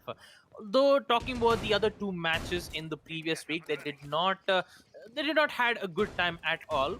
In which, in the first 10 half seconds left. where they were in defense, and then in the second match where they 5 were in seconds left. attack, unfortunately they could not win that gunfight against it. But hopefully this time Attackers the expected side to being locate a bomb on and second defuse it. floor ABG might figure out a solution to take out the Kira Esports lines of defense. That is true. Let's see if they'll be able to take that line of defense out or not. Shinra still looking at this little angle that he's got for himself. Tsukishima Goat, meanwhile, making the push-up happen on towards this map from the side of the bathrooms. They still got the push coming in. It'll be with Sniper One Candy and Asterix on the IQ. But look at this Rattler already picking up a very early fight. This might just not be his fight for the taking. There's a barricade being opened right around the corner. That's from the Fox window, but a little too late. Sniper One Candy won't be able to walk away with that frag, at least not for now. Drone work still being done and default cams not being broken. Demon's Force not doing some very fundamental things right. But there you go. I think Sniper One Candy is he's suspected that it was not broken, and finally he's going to get that himself. But I did see that little shift in his movement come out, and I think that's exactly what he was trying to do. But right now, Rath still holding on with the shield. He'll be the first one to pick the fight if somebody does peek around that corner. And speaking of that corner, it's going to come down to Senpai peeking it. Which he will. Rath's not able to get that first shot, but Death Hammer will.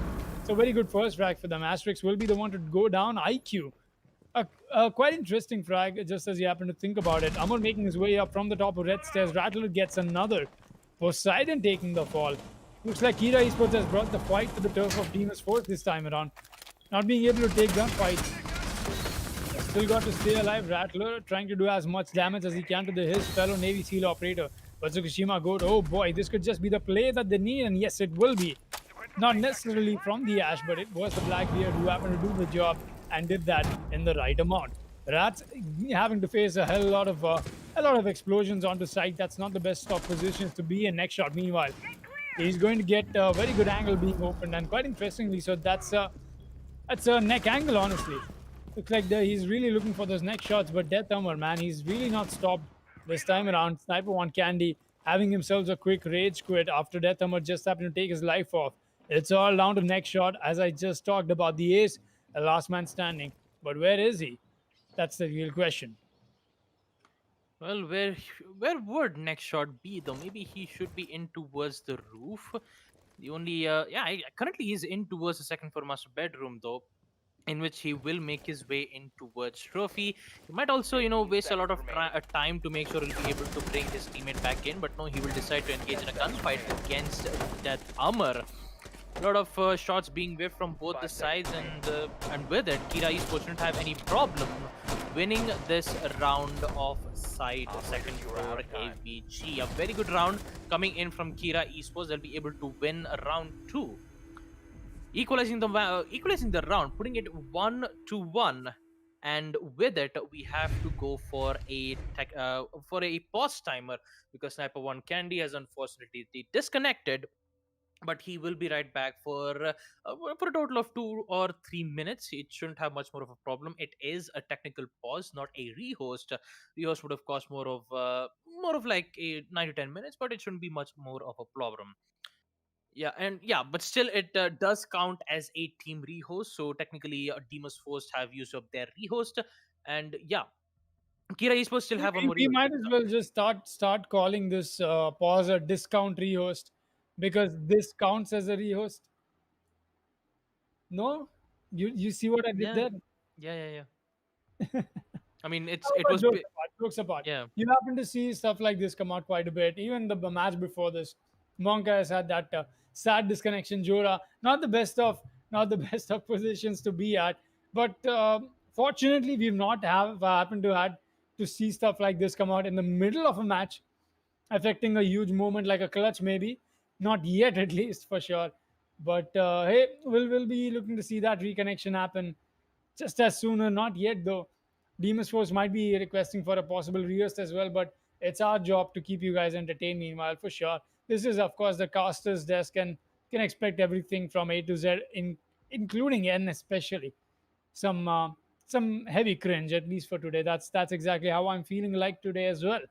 It's quite the messy morning for me to just start off from. How was your morning, Baba Gusta? Yeah, my morning was good, Foxy. I just did, a normal stuff that most human beings would do: brush, shower, have food. The That's normal good. stuff. That's right. That's good. That does count as a good morning, I guess. I guess maybe I'm not sure, but hey, that's just it about our mornings. Our evenings, though, they definitely got brightened up with these matches that came out today. And just as we happen to speak about them, Kira Esports and DEF is just the tip of the iceberg. We've still got amazing matches coming up. That's right. The next matchup is going to be Union Gaming against, cannot remember who, but Union Gaming is going to be playing. So just as you happen to think about this, it's quite the names today in Division One. Just being able to come off to see everything amazing, everything interesting. Sadly, we could not go live with the first stream. Could have covered a little larger base of matches with that, with four matches on stream, but that's just it. Today it'll be three, and yeah, kept me entertained so far. It's definitely amazing, top tier play that we're getting to see from both of these teams. But where do we draw the line? Where does it come down to? Is Kira going to be the one to take the victory, or Demons first? They definitely need to put some points on board. They're at the bottom. They need to get themselves back up. Let's see what they happen to bring out. But that's just it. Baba Gusta, anything you have to happen to add to it? Well, I mean, this I was about to say the same thing though, because Demon's Force losing two matches, and also as I take the match history about it, Demon's Force losing against Lies Valiants 7-4 on map Oregon, whereas the Demon's Force yet again losing against Monka S 7-5 on map Villa, where Demon's Force were the one in attack.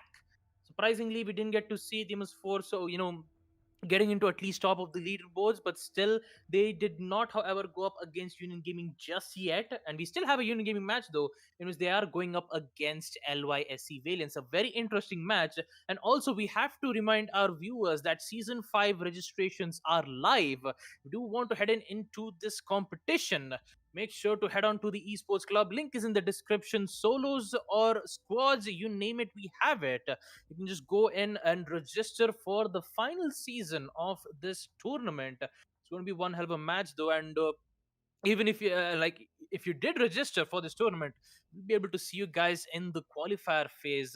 Talking about qualifiers phase though, it's always a very amazing matches that we do get to see from Division 3 and Division 2, because most of the time it's always a bloodbath. This is talking about it, but unfortunately we have just got the news that we unfortunately have to go for a we have to, we'll just take a short break. After, we'll be right back with some issues that need to be dealt.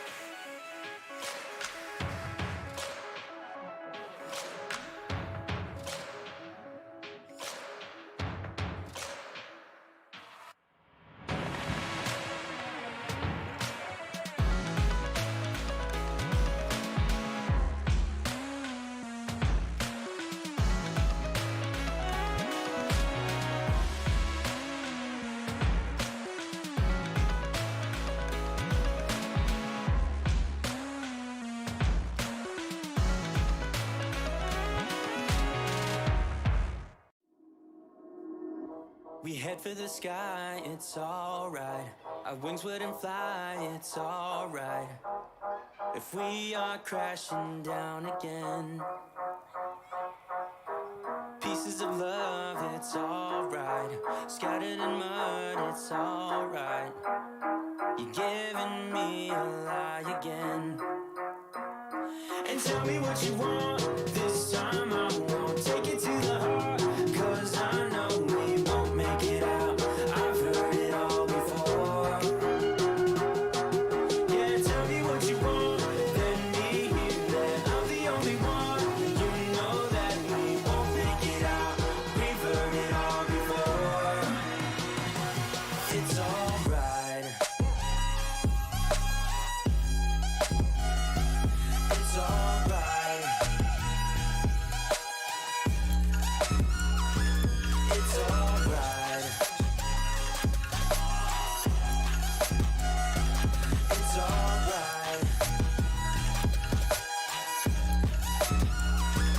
It's alright, so let's move on. It's alright, so let's move on. It's alright, so let's move on. It's alright, so let's move on. It's alright, so let's move on. It's alright, so let's move on. It's alright, so let's move on. It's alright, so let's move on. We head for the sky, it's alright. Our wings wouldn't fly, it's alright. If we are crashing down again, pieces of love, it's alright. Scattered in mud, it's alright. You're giving me a lie again. And tell me what you want, this time I won't take it to the heart.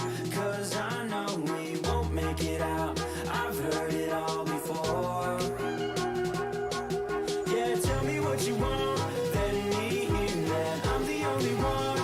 You know that we won't make it out, we've heard it all before.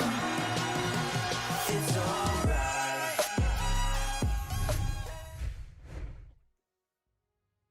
What is up, everybody? Welcome back to the WD BLACK Esports Club Pro League for Rainbow Six Siege, supported by Ubisoft. And I'm your host Foxshot, and joining me is my co-host and caster Baba Gusta. We are here witnessing the match actually that is supposed to be resumed back into action. We happen to have a little bit of a difficulty with whatever was going on. I'm sure none of you guys want to get into the details as well. What you do want to get into is the match. That's right. We'll be starting off from a 1-1 equalized scoreline right into it from round 3.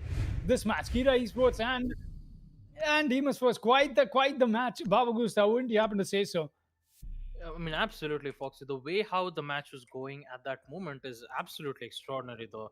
One attack round on the side of Demon's Force and one defense round going on the side of Kira Esports. A very amazing playstyle coming in from both the teams. One being the very heavy aggressive side of Demon's Force, whereas the very defending side, a very passive, as you might like to call it, on the side of Kira Esports. The site will be on second first trophy and statuary Defenders, this protect your time, bombs from being knowing that defused by Demon's attackers. Force did succeed winning first pretending kitchen. The only side that Kira Esports won as of now would be on second floor AVG. So they decided to just go in for second floor trophy instead and just try to figure out a way to halt Demon's Force's aggressive play. Although the drone works from Tsushima Goat will be able to place one right in towards the pantry stairs, which would be technically from the basement stairs, in which it does not give much more of a problems 10 seconds of the remaining. drones being destroyed. It just gives you vital information to check whether if there is any 5 particular seconds to go. roamer who is still from that stairs. So it is a very important Attackers are moving drone out to placement that you locate do a get bomb to and see it. defuse But now let's going to see as we proceed to action phase. Rattler making some crouch rotation in towards the vault, and also we did get to see a mute jammer being placed right at the entrance of second floor games room. Now the main push from the attackers is to get an access of second floor master bedroom, and with it they'll just slowly make their way in towards the site. Although we won't see 2 or 3 players making their way in towards the landing zone as of now. And I believe they just want to continue that aggression as of yet. The push will be on master bedroom. All players on the side of Demon's Force are in towards that specific position, removing the Goyo's Vulcan shield, in which they should make their way. You have the you have the Blackbeard's rifle shield, which would give much more of an opportunity to win gunfights against the opposition team. Looks like Rattler will be able to retract one of the mute jammers and place it at one specific position, but that is not required here. Sniper on the Candy gets 2 kills with the DMR, taking out both R6S of Kira Esports Rats and Rattler, and Tsukushima Gold comes in, taking out Catch. VP so relentless. The DMR proves to be such a dangerous weapon, taking out Shrindra. And with it, that Amar is in a very difficult situation. He gets one though.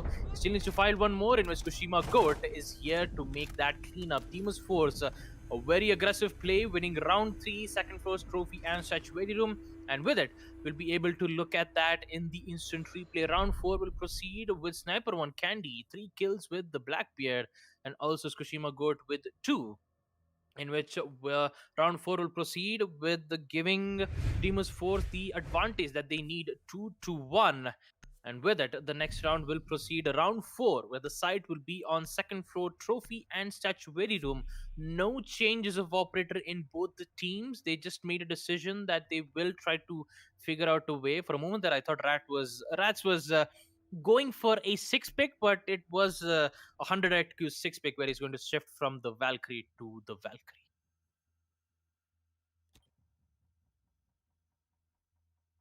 Attackers need to locate and defuse as many bombs as they can. Well, for now, let's just head on to round 4. Demon's Force is in I wouldn't say in a very good lead. The aggression did surprise Kira Esports, but they will be prepped and ready for it. The site will be the same thing yet again, trophy and statuary room. And round 4 will be very difficult though for Kira Esports. I believe they did understood the motives of how Demon's Force were pushing, because all 5 players on the side of Demon's Force were pushing in towards the master bedroom. No push in landing, no push in 90s hallway, not even a single, not even an angle from the trophy entrance window. They just pushed in. Sniper on Candy gets 3 kills, whereas Goat just rushes in towards the astronomy room, slowly makes his way in towards the site, and just gets those kills. And looks like they will continue the same thing yet again here. All 5 attackers spawned in towards the fountain, opening up the windows of the closet. This should be recognizable from Kira Esports, knowing that they did encounter the same thing yet again. They just need to be careful of the aggressiveness that Demon's Force is showing as of now. Asterix, because the impact needs to try to take out the Goyo's Vulcan shield and also hold an angle in towards the astronomy room. And looks like Goat is making his way in towards that specific location. But what they do not know is there is that Valkyrie cam giving them vital information, which would give Kira Esports more of like a jump start to knowing that there is players. They need to make sure that some of the certain players who are flanking, they have to be in towards the site and eliminate them as best as possible. But for now, a lot of times being wasted here, as Tsukushima Goat will go downstairs in towards dining room and make his way in towards the astronomy. That might get taken out from that vertical line of sight, in which Rattler has taken a cord of. Rats with the pre-fire won't work out, as I say, a son of recharges will come in, which would force Valkyrie to fall back in a specific location, as Rattler gets one taken out. Tsukushima Goat right from the stairs of astronomy with the help of that vertical line of sight, which I did talk about, as Astrid gets one death or gets the other, eliminating Astrid, giving them the refract, putting it in a 4v4 situation here. Looks like it's actually in a 3v4 situation here. Tsukushima Goat's getting taken out from Rattler with that vertical line of sight. It will be very difficult, knowing that Smoke is still alive with the gas canisters.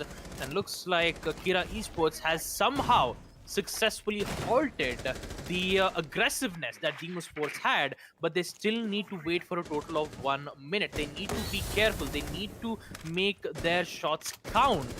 It looks like Demon's Force has stuck in that specific position for almost 2 minutes here. No pushes. Walls are open. They still need to worry about player in towards Sanctuary room. The smokes will come in to block line of sight, but it gets denied from the Jaeger's ADS.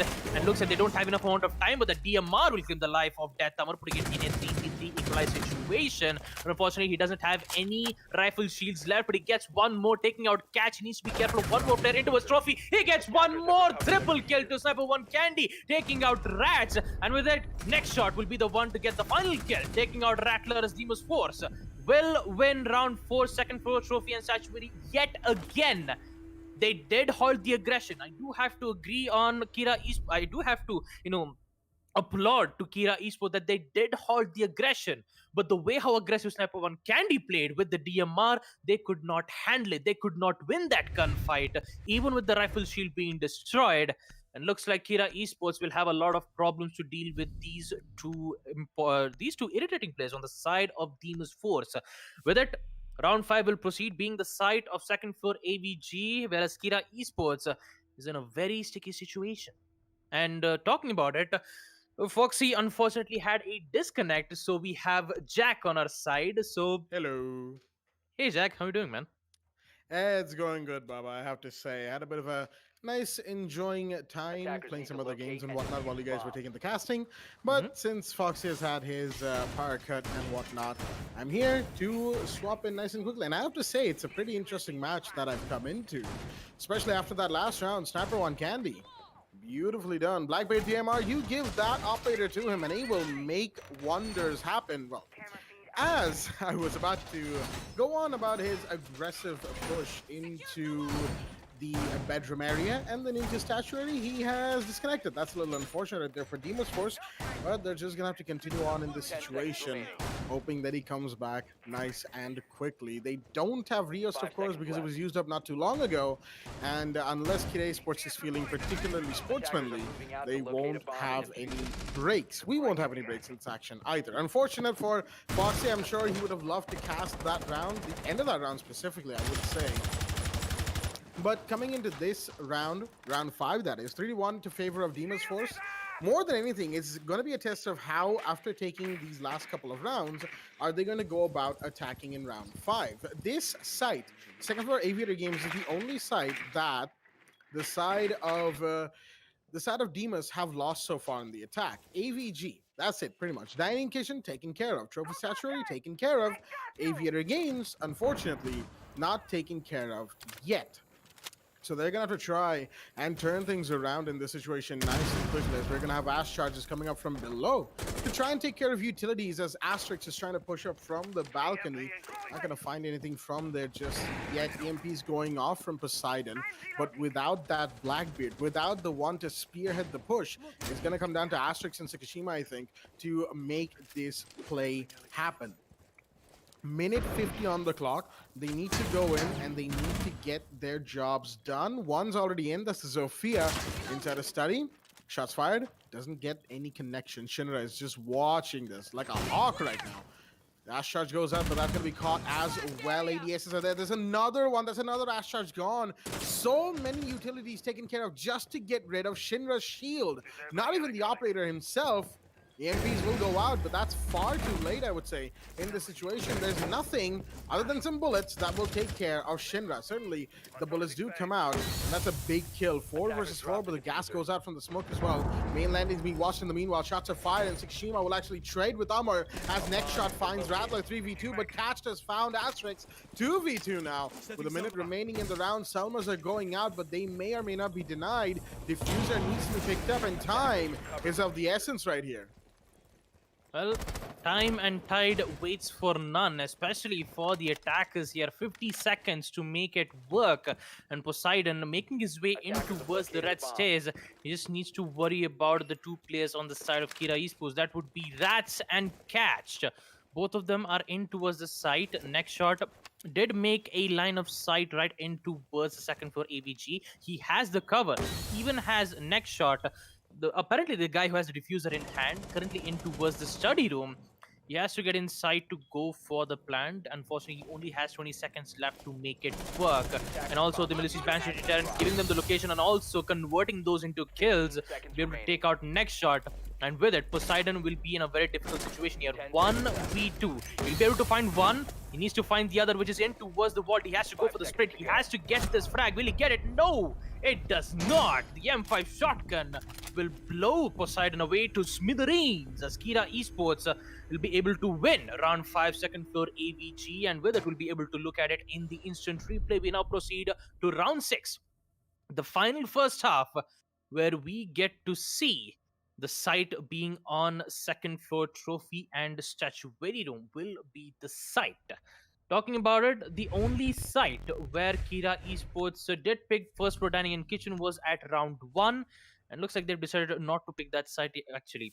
I just for more I was about to say that they were trying to pick second floor trophy and statuary room. They just immediately pulled a nope to me, and they said, no Baba, we are going for first floor dining and kitchen. So it shall be Kira Esports. It shall be the site of dining room and kitchen, where it will be much more difficult spot for Defenders, Demon's Force. protect your bombs from Knowing that being it is a defused by 4v5 attackers. situation, the pause timer was already used in round 3, so they so they cannot ask for either a rehost or a tactical pause, which would give Demon's Force in a very difficult situation yet again. Although I do hope that in the second half, they'll be able to recover it back, try to put it in at least in an overtime situation if it does happen.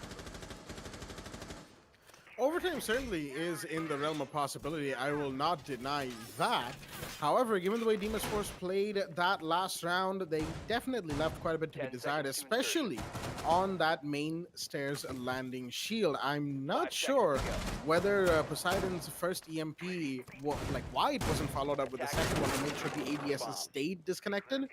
But, mistakes were made, and unfortunately, while they did finally take down Shinra and Dathamar, it was a trade, but it was still a good kill regardless.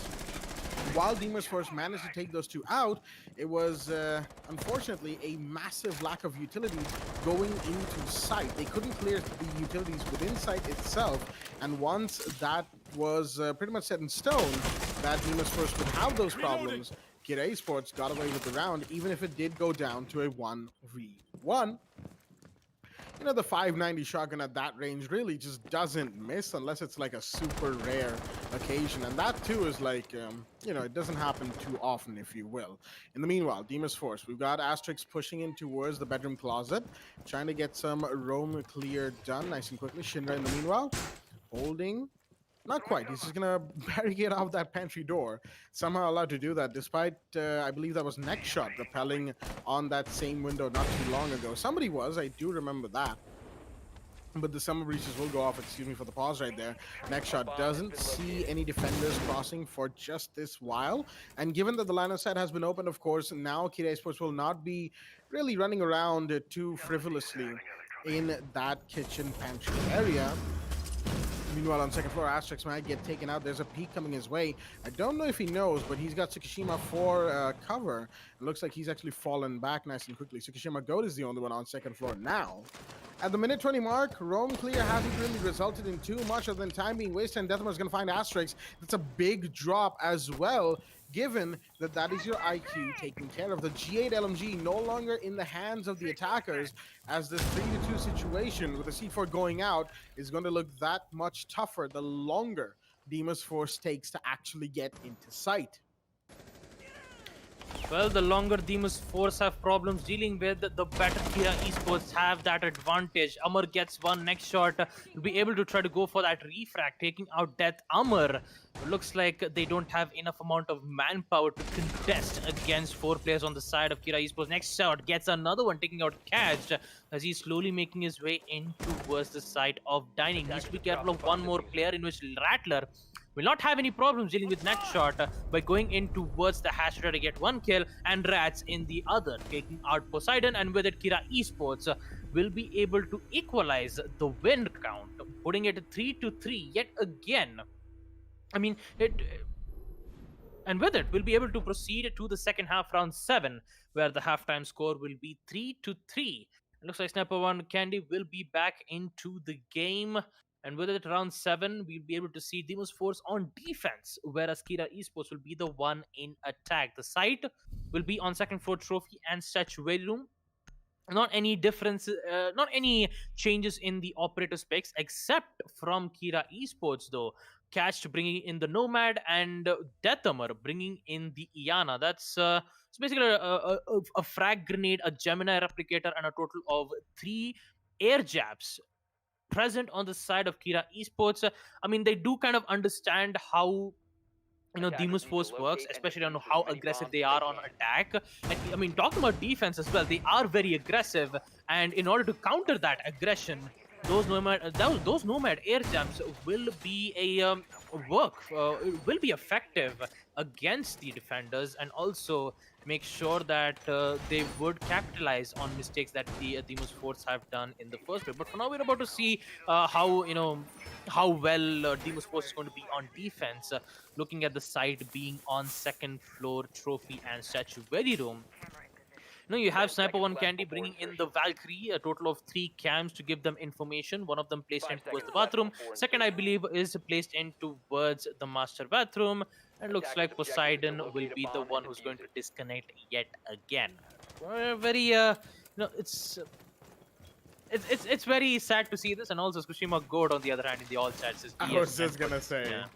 Yeah, I was just gonna say, like, it really looks that way today. I kind of feel bad for DF as well, because last time it was Sniper One Candy, one of the big playmakers in terms of attack, right? And Yep. now it's now it's Poseidon. Poseidon, arguably, one of the team's anchors, best anchors even, given that he is just one of the most reliable players out there. Sure, you could say that Poseidon just sort of likes to hang back, but even then, even while hanging back, he does his job and he does it really, really well. So with Poseidon off the board like this, it's definitely going to hurt Demon's Force's defense. They did not need this, but it seems that today just hasn't been their day in terms of reliable connectivity. Kira Esports will certainly be taking advantage of the situation, and there's really nothing anybody can say or do about this that would otherwise help. I mean, like I said, we mentioned this a couple rounds ago. The only thing that can help get all the Demon's Force players back is simply if Kira Esports feels like they want to use their own rehost pause call to get Demon's Force's players back. And knowing Kira Esports, they probably won't. Then again, it's just, little speculation on how they're feeling in this situation. They could, they couldn't. For the time being, they've already pushed up nice and close from the looks of it. But unfortunately, the Zofia will go down. Beautiful shot from Tsukishima as DF. They may be a man down, but they are certainly not going to stop fighting in this situation. Next shot, in the meanwhile, gets taken down. Rattler, the Ash taking a kill. Selma reaches going out. Standard start from Kira Esports. They don't need to do anything too special so long as they emphasize on what they know works against DF. And so long as DF is not able to hold against this, excuse me right there, it will certainly be a round to be taken by the side of Kira Esports. 3 versus 4, 50 seconds on the clock. Kira trying to get into sight. You've got the drones coming in towards Astronomy, and the plan's happening already. Rattler's getting it done. Do any of the defenders know this? Sniper One Candy's watching the bedroom window, but no, the plan's gone off successfully, and Deathhammer's fallen back. So has Rattler, but Schindler will go down the meanwhile. Rattler comes back around, takes a kill onto Asterix, and now it's all down to Sniper One Candy. Valkyrie thrown inside of Trophy. And that will be his eternal resting place for the round. Unfortunate right there. But the side of Kira Esports, like I said, they'll take all the advantage they can. And that, of course, starts with taking their first round in attack. 4-3 is the scoreline as we're headed to second floor trophy and statutory room once again. Hopefully Poseidon can connect back nice and quickly. If not, oh boy, Demon's Force is in a heaping helping of trouble. Well, I do have to agree on that, Jack. Demon's Force apparently with a huge amount of problems dealing with disconnects. This time is going to be Poseidon who will have a lot of problems dealing with. Keep that in mind. They've already used their rehost in round 3, where they were trying to, make sure that they would bring in Sniper One Candy. But now it's going to be Poseidon, and since they've Defenders, already protect your used up their bombs from being rehost, and defused by also attackers. Jack already talked about Kira Esports saying that they have a rehost. It's just that it's up to their decision to whether to use the rehost or not. Looks like they're not going to use the rehost just for now. Kira Esports, they will focus on trying to get into the side, and looks like Poseidon will be back into the match. Although For now, he's just going to be giving them information, especially on the side of defense. They have the only thing that he could give information, it would be via the default cams, in which most of the default 10 cams will seconds be left destroyed before from Kira insertion. Esports, especially right outside, and also 5 even the seconds astronomy left. cams will be destroyed as well. So the only camps will be able to give vital Attackers are moving information out to would locate a be bomb and around the defuse it. 90s hallway and also the first floor cams, which would be in the main stairs. Other than that, he won't have much more of information to give to their teammates, The attackers' bomb but he diffuser could has been have a dropped. hunch and also try to give Attackers them a recovered the few bomb tidbits on diffuser. what exactly happening with and that it would be the Melusi's Banshee deterrent, in which he'll be able to give them the location. But for now, the attackers have the upper hand here, winning their attack rounds, forcing the defenders to put them in a post-plan situation on round 7. Round 8 will be the same side for the side of Demon's Force, though. The only difference is we won't see the same push that we did get to see from the previous round, like the push from Master Bedroom, but instead they will be pushing in towards the trophy room instead, right? Towards the ABG, where the drones will come in, giving them information towards 90 and also from the trophy entrance. Next shot, on the other hand, will open up the hatches, which will give them a quick getaway dropped in the diffuser. towards the Attackers have basement recovered their pantry diffuser. stairs, as the drones will give them good amount of information, and now they will make their way in towards the landing zone. Technically, Kira Esports' way of saying slow and steady, because most having more information is vital, but still they have to worry about the time, in which they Bomb did located by accumulate quite a attackers. lot, and they only have 30 seconds left to make their mark. And with it, nobody's been dropped just yet. It's all about the execution phase and mid phase to see whether who's going to be that team who's going to have that man count disadvantage.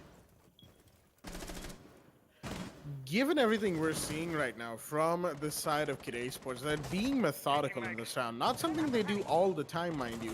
They're somewhat similar to Demon's Force in certain aspects where they really like to be aggressive, but R6S, it seems like he's not having any of it today. Beautiful double kill as Rattler and Deathamer will go down. That's your big push from landing that's been taken care of. Demon's Force ain't out of it just yet, and with Poseidon back, they want to make sure that the man himself comes back active into a round in a situation that can really be taken advantage of. A 4-4 will certainly be very good for Demon's Force right here, right now, and all they need to do is hold inside of sight. No unnecessary peeks, no absolute jump outs like madmen, nothing like that. But Rats will find the first one. Asterix to go down. That's a big drop indeed. And that's the Zofia firing up and acting up, if you will. Tsukushima Goat lets one body slide right past his line of sight. Sees the second one, can't quite get the kill, falls back because he knows that the big push is coming in.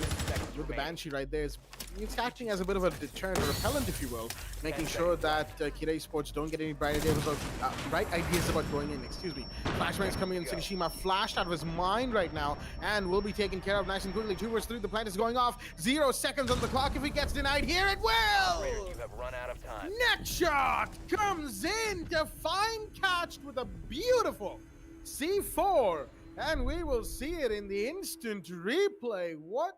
Oh boy, that was close. Let me tell you that much, people. That was a very, very, very close round. And the emphasis has to be on very close right there, because it was literally 0 seconds on the clock. The plant had to go down in that situation, and next shot, that C4 could have been shot out of the air had there been just a bit more cover. Had Kira Esports been allowed to consolidate around the plant just a little bit more, next shot would not have been able to get that C4 off. He timed it perfectly right there to get the planter down. That's all they needed to do. He took out catch, plant was denied, and that made the round Demon's Forces, and that's going to be a good way to go into a 4-4 situation. But more importantly, Asterix was the one to start off the entire chain of events that led to that C4 with his initial double kill on landing. You don't exactly let that man get away with a whole lot, but unfortunately, Deathamer and Rattler, I believe, were the ones out by landing. And they were the ones to get taken out by the Jaeger.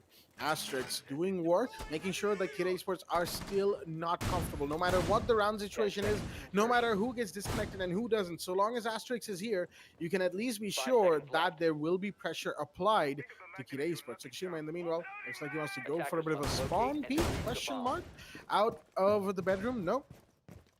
Probably just a camera sent out and accounted for, as we've got once again this line of sight hold inside of Aviator Games Room. Oh wow, okay, even my feed temporarily disconnected right there. Today has been a weird day for both Foxy and myself, I do have to say, but I hope that I'm back without any interruptions now. For the time being, it's like I said, it's a line of sight hold for the side of Demon's Force inside of Everyday Games Room, the side of choice. So plenty of horizontal pressure is to be expected from both teams, as they will be. Demon's Force will be holding mostly within sight, inside room a little bit as well from Asterix's, position.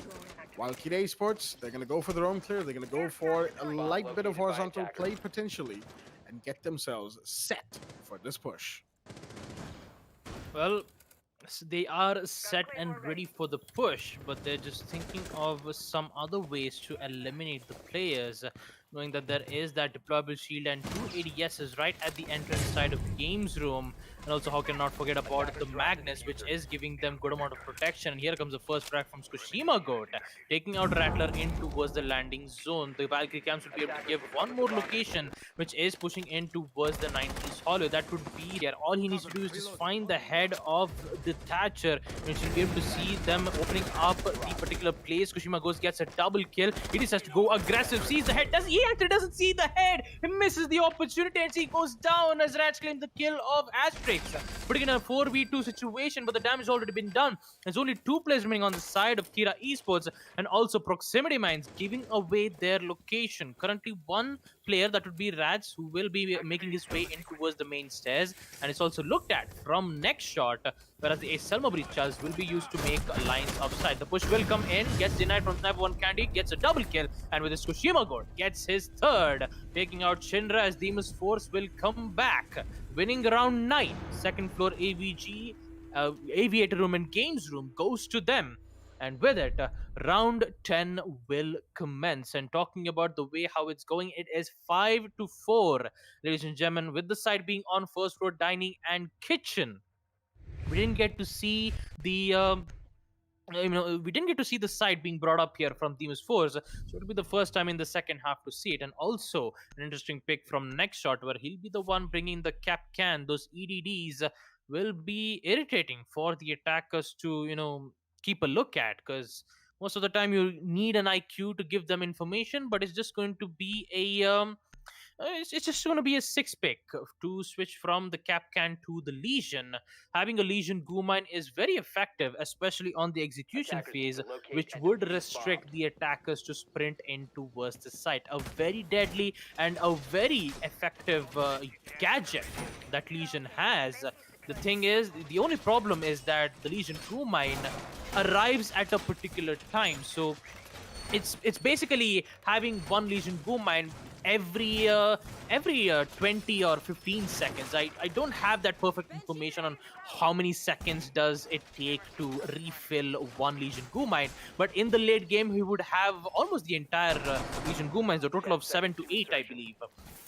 Having those Legion Goo Mines having a lot of problems for the attackers to deal with, they'll be very much focused to look at the floors rather than looking at the defenders. Tsukushima Goat, a bit of missed timing there as he missed his opportunity, but he'll be able to retract and throw it back up, which would give the information of particular attackers currently who will push in towards the street spawn, repelled in towards the balcony of study room, in which the Valkyrie have some major information that can be relayed to Asterix.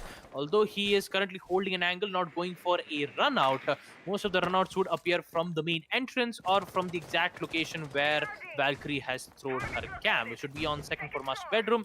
And looks like Shinra and Rats are making sure that the run out or a spawn peek from that defender would not happen. Although Rattler will be in towards the 90s hallway to be more aggressive, to provide pressure to the defenders who are currently holding in from their respective sides will be able to see the ADS being destroyed from Rattler, which would make their attention in towards the 90s hallway. Now, whether the Ace Breach charges will be opened at a very quick time, which would worry Demon's Force though, because they are compromised in every little location, and they'll be able to compromise one. Rats with the first kill taking out Poseidon, making it 4-5. And looks like the early man count advantage goes to the side of Kira Esports. A good kill right there, taking out Poseidon, the reliable guy in Demon's Force's lineup. And Sniper on Candy can fire back by taking down Rats. That's another big drop. Your Thatcher is gone, but Catched finds somebody else indeed. That is Asterix off the board on the landing of main stairs. Nice and quickly, there's a bit of a refrag game coming in between both sides. This, unfortunately, Sniper on Candy could only do so much damage to Deathamer in that situation. Next shot took some damage while peeking that same angle. A little bit of an ill-advised positioning from both sides, and seeing from both of those players, seeing them lose quite a lot of HP for not a lot of a comeback right there. Next shot gets unfortunately bamboozled by the Gemini of the Iana, which means that his position is given away, but he's still gonna find one. That Shinra off the board. The ace is gone. He managed to push up into Laundry, and is his position given away? That drone and those shots will definitely do it, but he will still get one and finally get down by Catch. 2 versus 2. The diffuser has been recovered, but that was very influential from next shot indeed. If Sniper One Candy and Tsukishima go take it from here, well, they might just be able to pull it off, but no, Catch comes in, gets the triple. Can he get him? Yes, he does. He gets taken out, but Deathamer swung in just about in time to make sure that his teammates' fall was not in vain. He had to do it. He had to go for the kill, because if not, then the diffuser would have been dropped, and with 20 seconds remaining, it would have made things that much harder for the side of Kira's attack. Excuse me right there. Beautiful round from both sides, really. The refrag game was very strong, and most certainly that is going to reflect on these upcoming rounds. Second floor trophy and statutory, the site of choice from the side of Demon's Force. And I'm seeing a Rook pick from Sniper One Candice. Poseidon 6 picks out of the Ella into the Echo. Bringing in those armor panels will certainly help, as Deathamer, oh, he wanted to ask for a pause, but unfortunately couldn't quite get it out in time, so we couldn't pause as well. But Shinra has confirmed that there will be a pause happening in the next round, as in before the next round begins, of course, once this one itself ends. Not sure as to what's up. Probably something for their end, maybe something to do with their comms, whatever application they're using, or maybe something else entirely, a query that they might have. Of course, that's on the admin's end. Nothing that well, looks like we just lost Jack again. Actually, he's back. He's back again. Welcome back, Jack. 5 seconds left before insertion. I've been here the whole time, Baba. All right, then that means it has to do something with me. Looks like everyone's not having a good day. None of our nets are having a good day. Neither mine nor Baba, and Fox is just outright out of power. And then, of course, you have Demon's Force's issues today. I think today is just outright not... the universe is trying to, get us to not stream these matches, but we will persevere for the time being, ladies and gents. Demon's Force on the defense. They had a good round. Good, good refrag potential from both sides, really. And I have to say, Catched, had he not taken that first kill onto the Valkyrie while pushing in, that would have been game right there for that round. That would have been the match point for DF, while Kira Esports, in the meanwhile, would have been struggling to make amends for that situation. Unfortunately, for DF, it wasn't quite to be, as we're going to have a lot of horizontal pressure coming in. The Iana, the Ash, already pushing up through the main red carpet stairs landing. And you have Catched coming up to catch up to them nice and quickly. Drones coming out from Deathamer. He's Diana, of course. He's got plenty of them. Little roving drones or live Gemini replicators. And I swear Demon's Force today has been, oh boy, And their connectivity status has been nothing short of atrocious, and I know that it's not even their fault at this point. It's really Bomb just down located by to attackers. just down to net service providers not being the best on certain days. It is happening to us, so we can sort of relate to this issue being faced by DF right now. But with Asterix gone, that too in the mid round, Located a bomb. it's gonna make things a whole lot more harder. You have to feel sorry for Demon's Force, and you have to really be impressed at their resilience, because they are 5-5 while playing quite a number of rounds 4v5, and they are going to continue to fight. Asterix has returned in the meanwhile, and the horizontal push is coming in towards the main statuary door. They need to watch this. They won't. That's the rook off the board. He was too busy with the drone. Deathhammer goes in, punishes him. It's now a 3v5. 3v5, Kira Esports already gaining momentum as they're trying to get the control in towards Trophy. The C4 will come in, does not connect, dealing neither damage to Kira Esports. And with it, the S7 breach charges will connect, giving them that line of sight. The C4 will come in from Tsushima Code, sees the leg, doesn't have the right information as he misses the connect once again. Rattler will decide to go for the plant. Valkyrie doesn't have any idea where his location is because the cam has been taken out, and with it, it's going to be a post-plan situation from Kira Esports yet again. Rats are taking out Poseidon, which leads to Goat and Next Shot to figure out this situation. That run out from Next Shot won't happen, and with it, Goat will be the last man standing. He needs to figure out the way to find 4 more, but unfortunately, he's going to be able to find no one. Kira Esports will be the one to win round 11 second floor trophy in statuary room, and also give them match point as we proceed to round 12.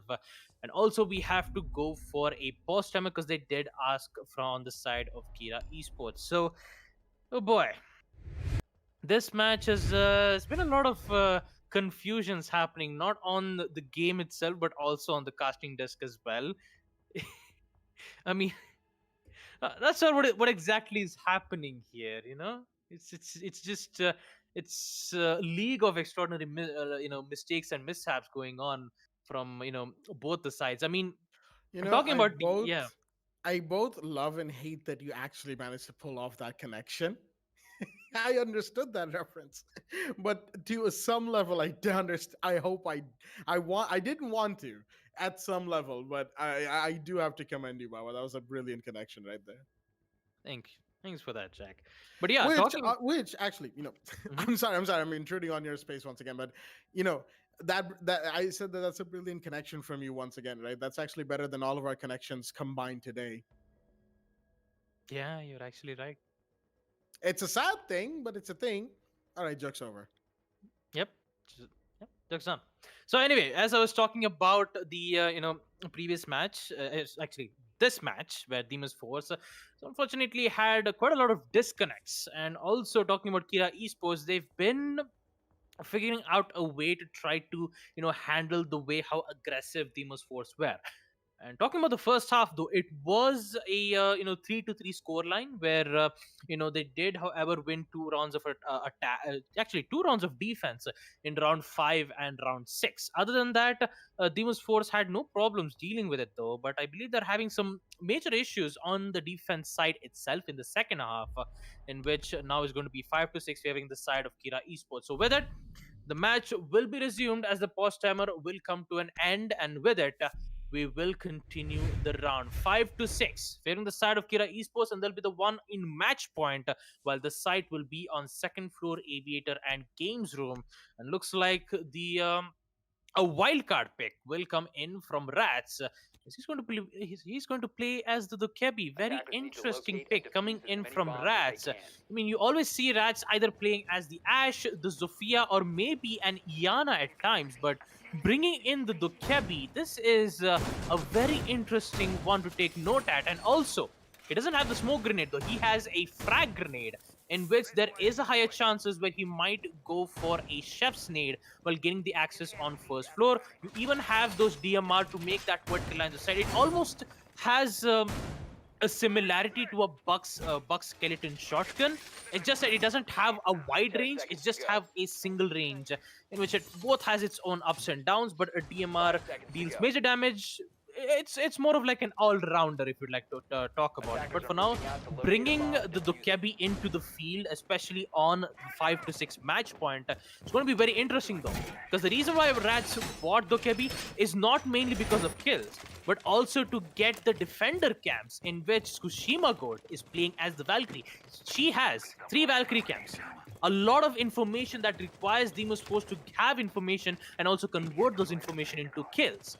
If the attackers get at least 1 kill, Dokebi will be able to hack the camps, getting the information of any defender camps, and also have the upper hand, getting them the highest information, and also gain that higher chances of winning them around as well, both at the same time.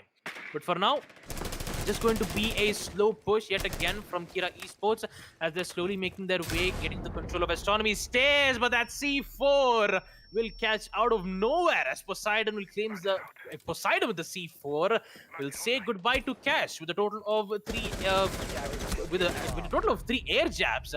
Looks like an instant refrag will come in this time. It's going to be Rattler taking out Asterix. The position where the phone is situated in, it is nearby towards the side. Oh boy, Rats.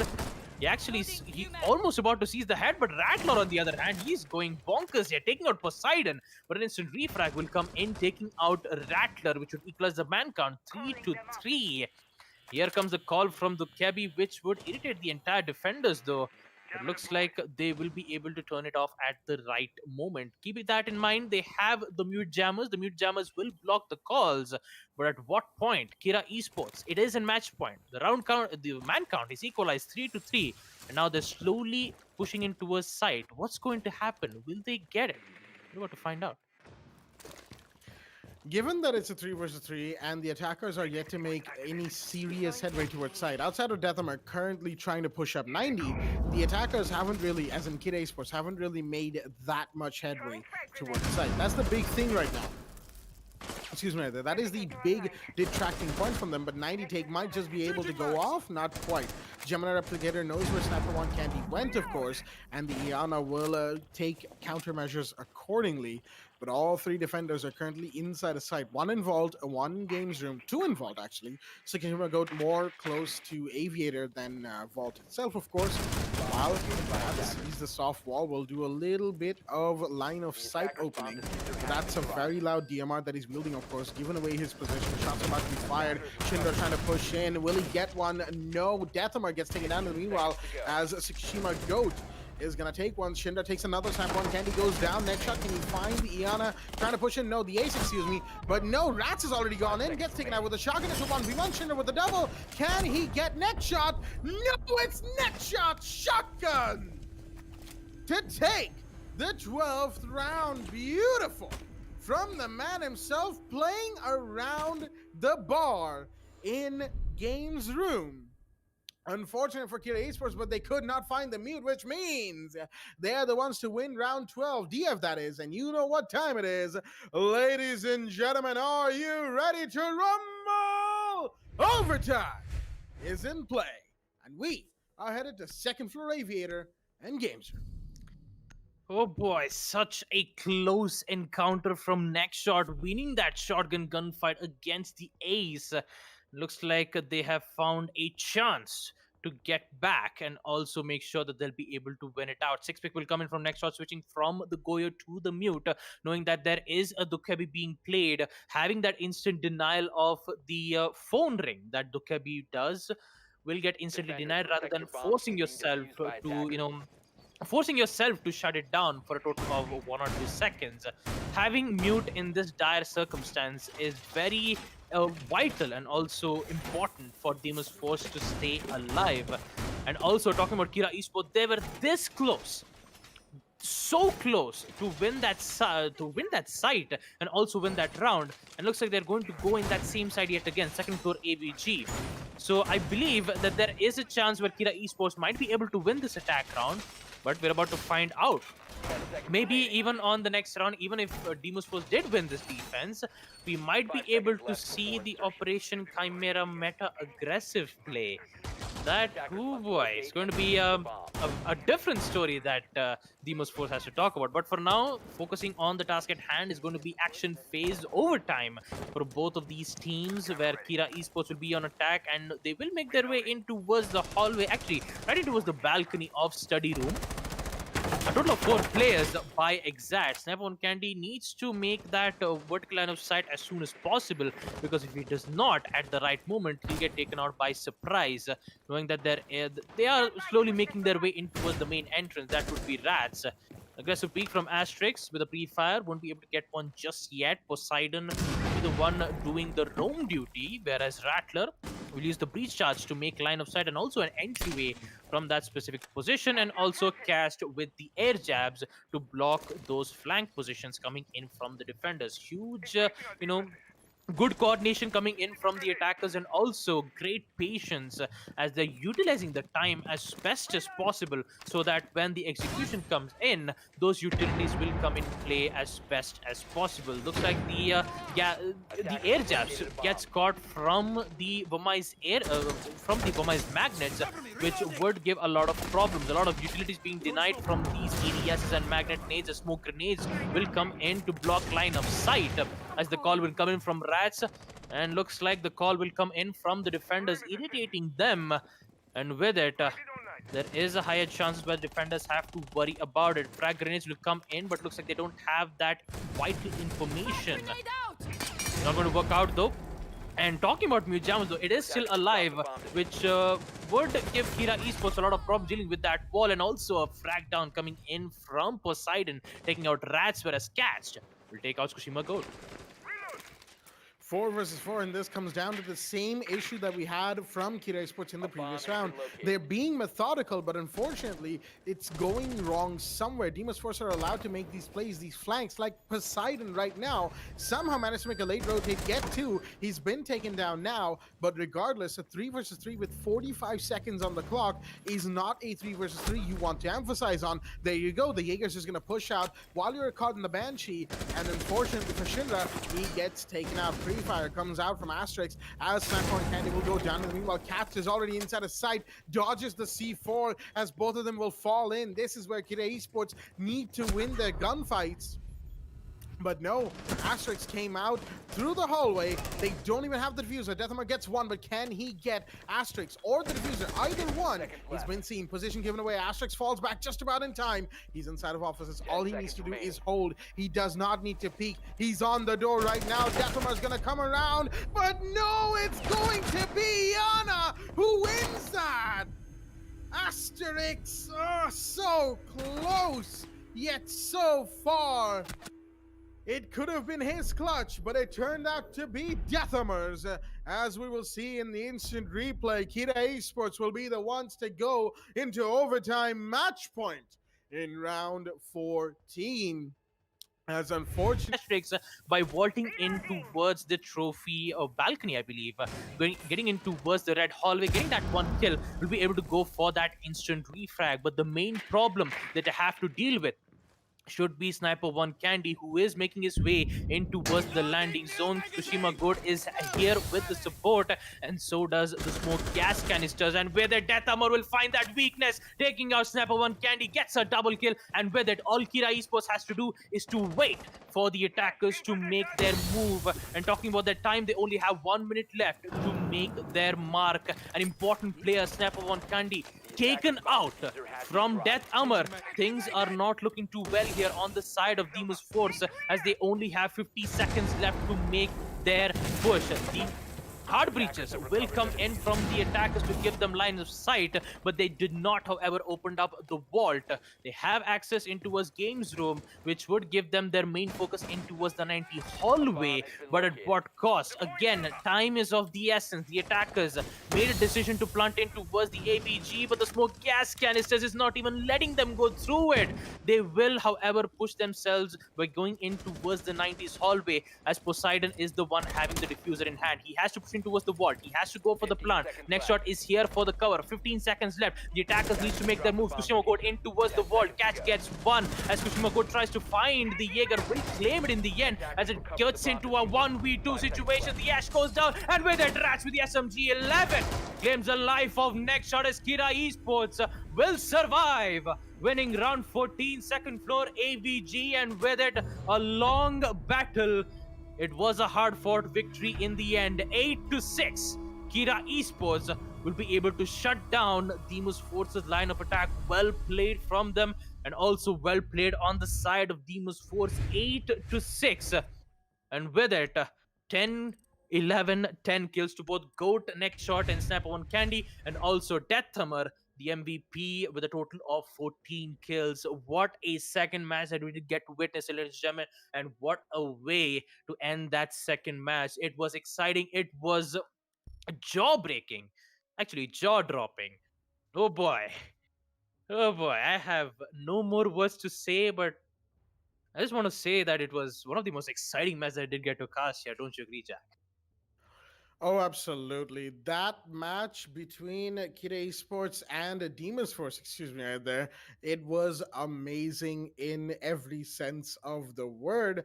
And sure, while starting out, both sides had their fair share of issues, and they had, things that they could do better. Their droning, maybe their positioning could have been better, maybe prioritization of kills and or whatnot, the whole stuff could have been done a little bit better from both teams, arguably. But then again, that just speaks to how much they were outplaying the other. It came really close, and we'll be talking more about that in Relive the Moment, going live on your screens right now.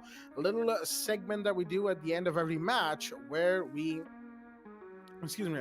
where we talk about the match that we just had, and we go into a little bit of detail about what we liked, what we didn't like, and overall what the plays were from both sides. And I have to say, Demon's Force started off pretty well, all things considered. First Floor Dining was not Kira Esports' site, not in the slightest.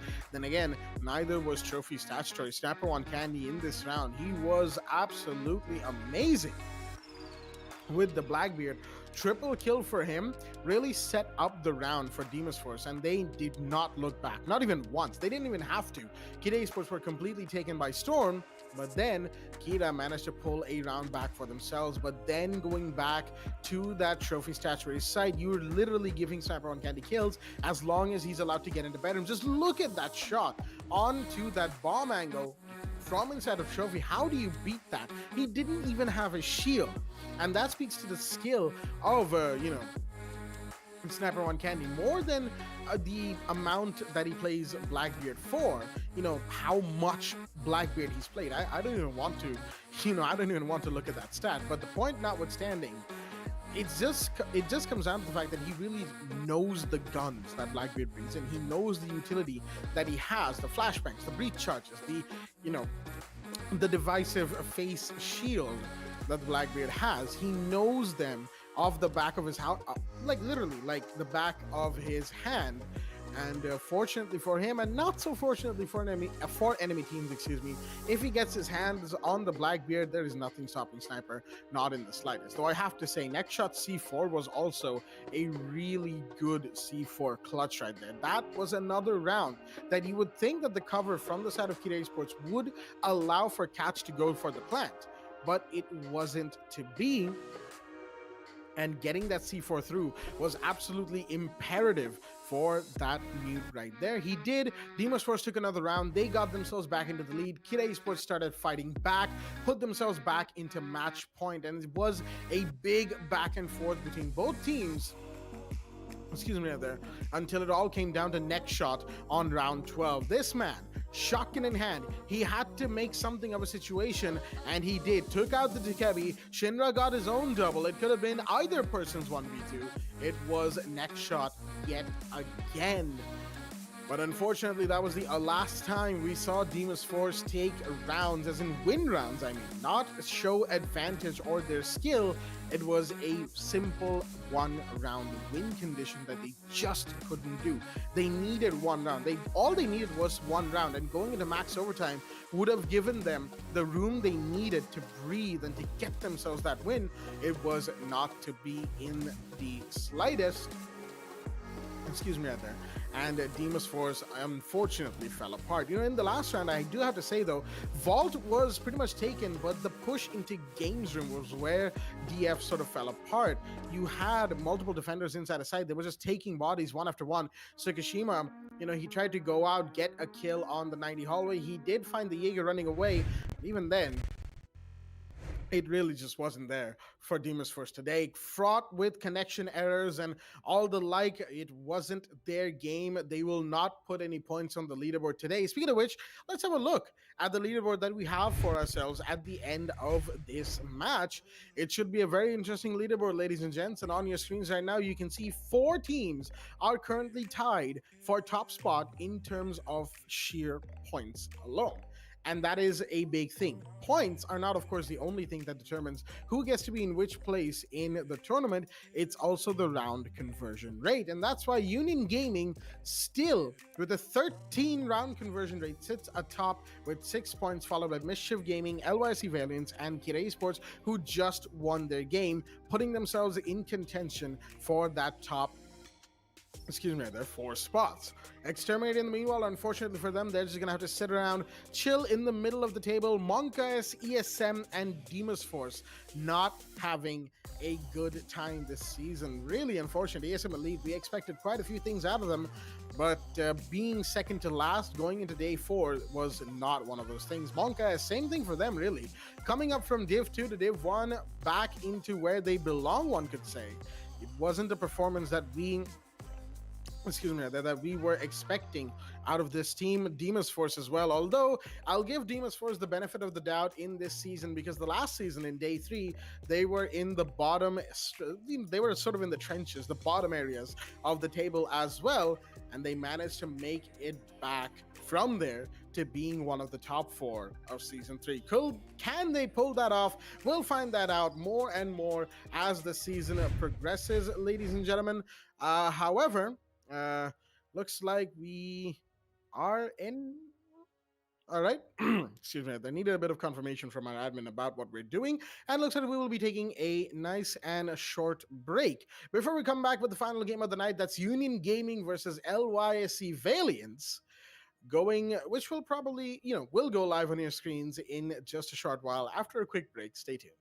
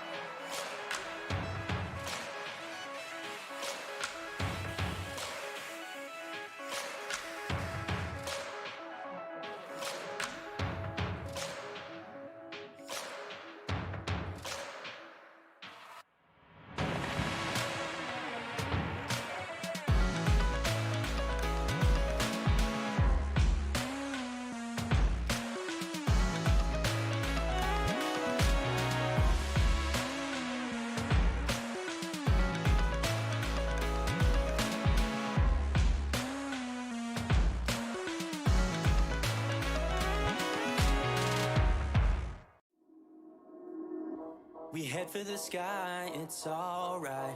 Our wings wouldn't fly, it's alright. If we are crashing down again, pieces of love, it's alright. Scattered in mud, it's alright. You're giving me a lie again. And tell me what you want, this time I won't take it to the heart. Cause I know we won't make it out, I've heard it all before. Yeah, tell me what you want, let me hear that I'm the only one. You know that we won't make it out, we've heard it all before. It's alright. It's alright. It's alright. It's alright. It's alright, so let's move on. It's alright, so let's move on. It's alright, so let's move on. It's alright, so let's move on. It's alright, so let's move on. It's alright, so let's move on. It's alright, so let's move on. It's alright, so let's move on. We head for the sky, it's alright. Our wings wouldn't fly, it's alright. If we are crashing down again, pieces of love, it's alright. Scattered in mud, it's alright. You're giving me a lie again. And tell me what you want, this time I won't take it to the heart. Cause I know we won't make it out, I've heard it all before. Yeah, tell me what you want, let me hear that I'm the only one. You know that we won't make it out, we've heard it all before. It's alright. Hey! It's alright. Hey! It's alright. It's alright. It's alright, so let's move on. It's alright, so let's move on.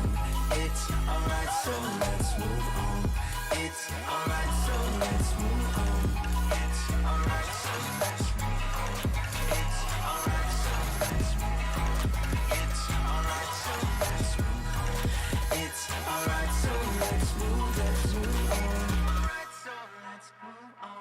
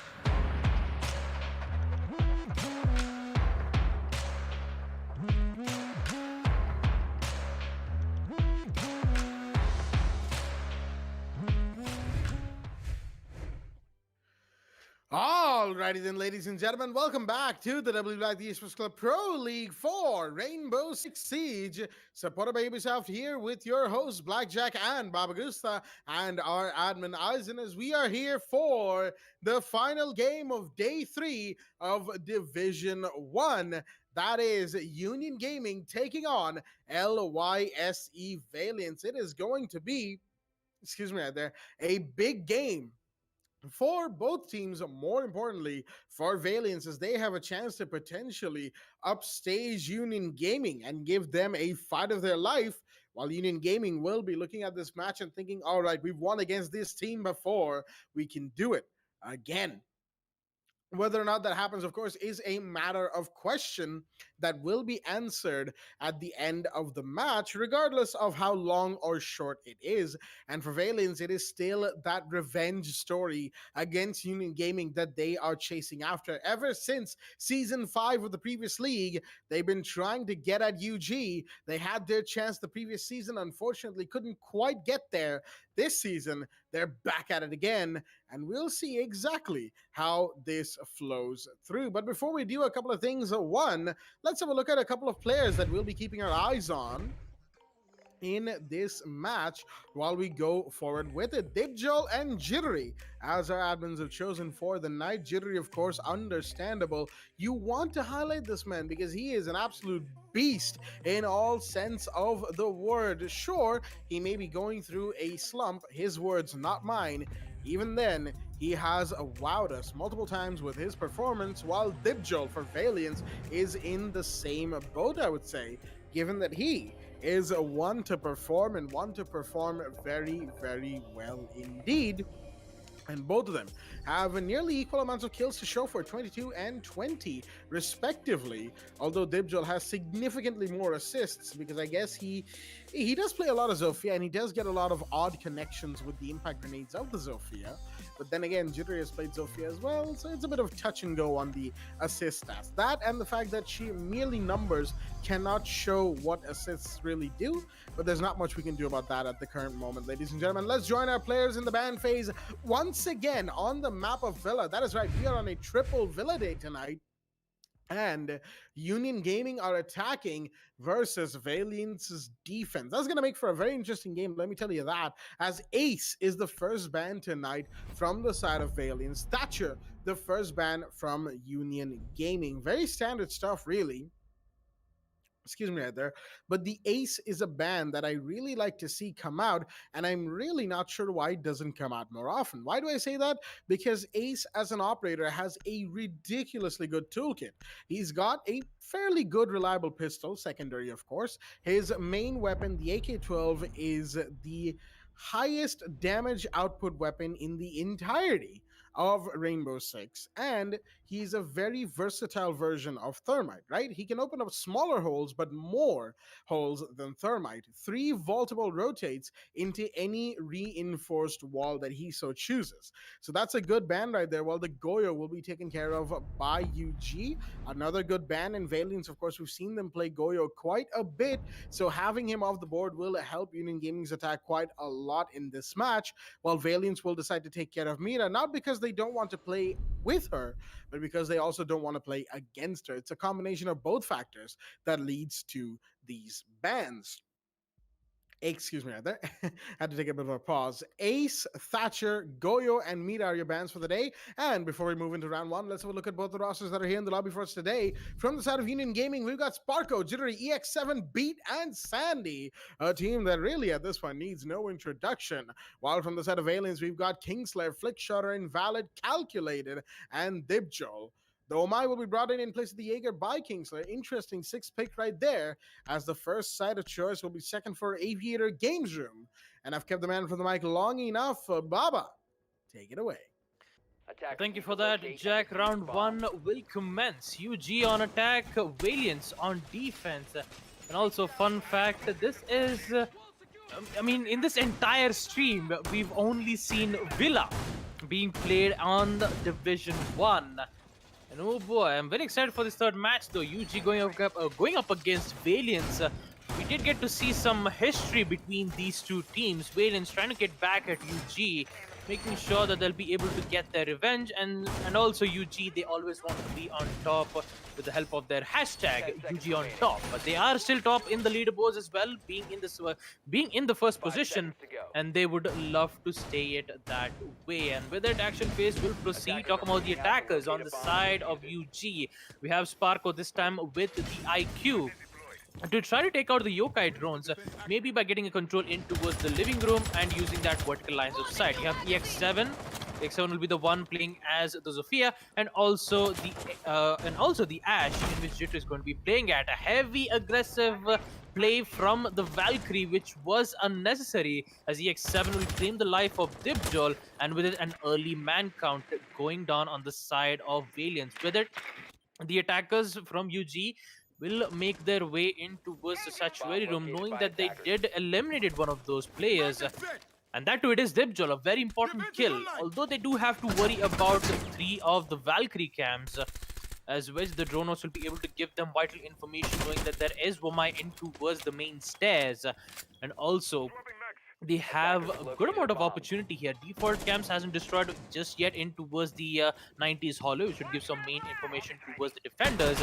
And with it, the attackers, especially Sparko, with some good support game coming in to make sure that any utilities which is nearby or far away towards the site, he'll be able to destroy it as best as possible. The concussive nades will come in to make sure that the Womai's magnets gets caught out, to follow up with the impact nades to take out the Militia's Banshee deterrent and also the deployable shield. With it, UG will now make their way in towards this side with some major damage being dealt from EX7 as we proceed to the 1 minute 30-second mark. With Dibjol out of the way, it's going to make this push a whole heck of a lot easier, given that that man is usually a playmaker, but EX7 low on HP has to be careful of the kind of gunfights he takes, and he won't be, unfortunately. Invalid takes him down, and that's a big pick. Can he get another one outside of vault? No, he can't. Runs out of bullets. Flickshot has been down, and meanwhile, Kingstar is going to come around, find one. Can he find two? Yes, he does. Beaten Jitteria down, and the study push was not watched. You have the IQ coming in. Refrag's taken. It's still 2 versus 3, mind you, as Flickshotter will be revived nice and quickly. Invalid C4 gets denied, and meanwhile, Calculator has to go around. Flickshotter still bleeding out. Invalid can't escape his fate. Not like that. Gets caught inside of all 2 versus 2, as Sandy and Sparko only have Calculator to go through. Sparko's going to go for the plant right and quickly, and that may or may not be a bait to find Calculator. He's going for the revive.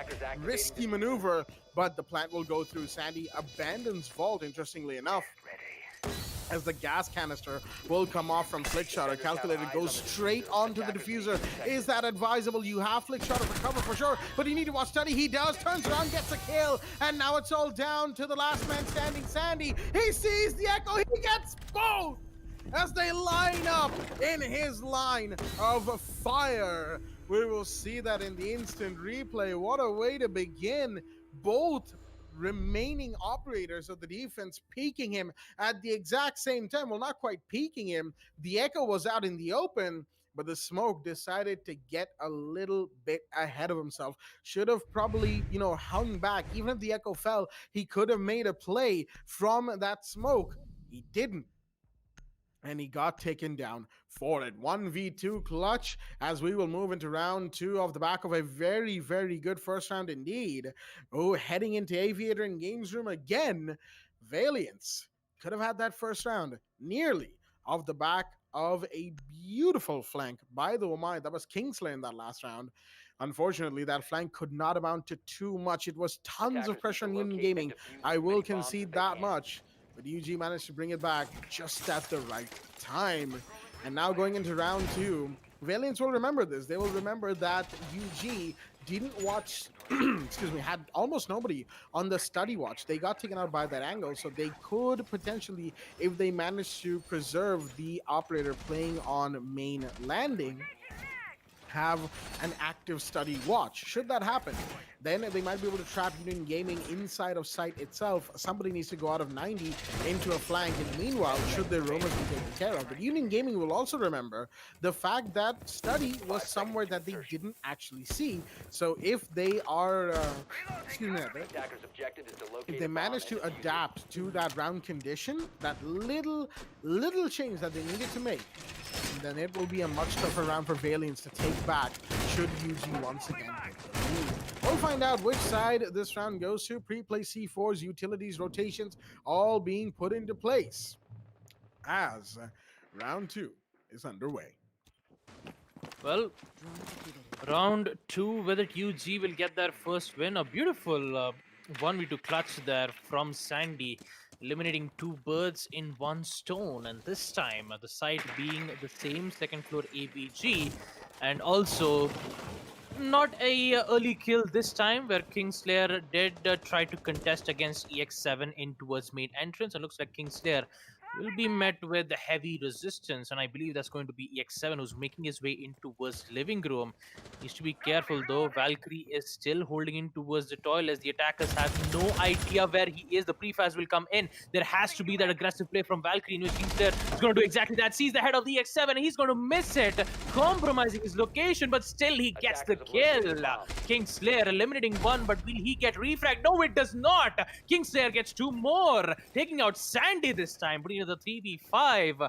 UG not being able to take out, not being able to get the refrag would put them in a very difficult situation here. Sparko yet again with the IQ will try to take out the necessary information. That would be the Valkyrie cams, the Echo's Yokai drones, to make sure that defenders won't have any information nearby in any particular building. Now, talking about the 2 important kills that Kingslayer did, this is going to hurt their attack push like a lot, knowing that they haven't defeated one, and also they did not, however, take out the Valkyrie camps, in which they did detect IQ, but will be able to detect it with the scanner take out 1, as Jittery gets, will be able to get that refrag, taking out Kingslayer, but eliminating 2 of the players, it's going to be much difficult though. Invalid with the impact needs to make sure that the heart breach would not happen. Second will come in.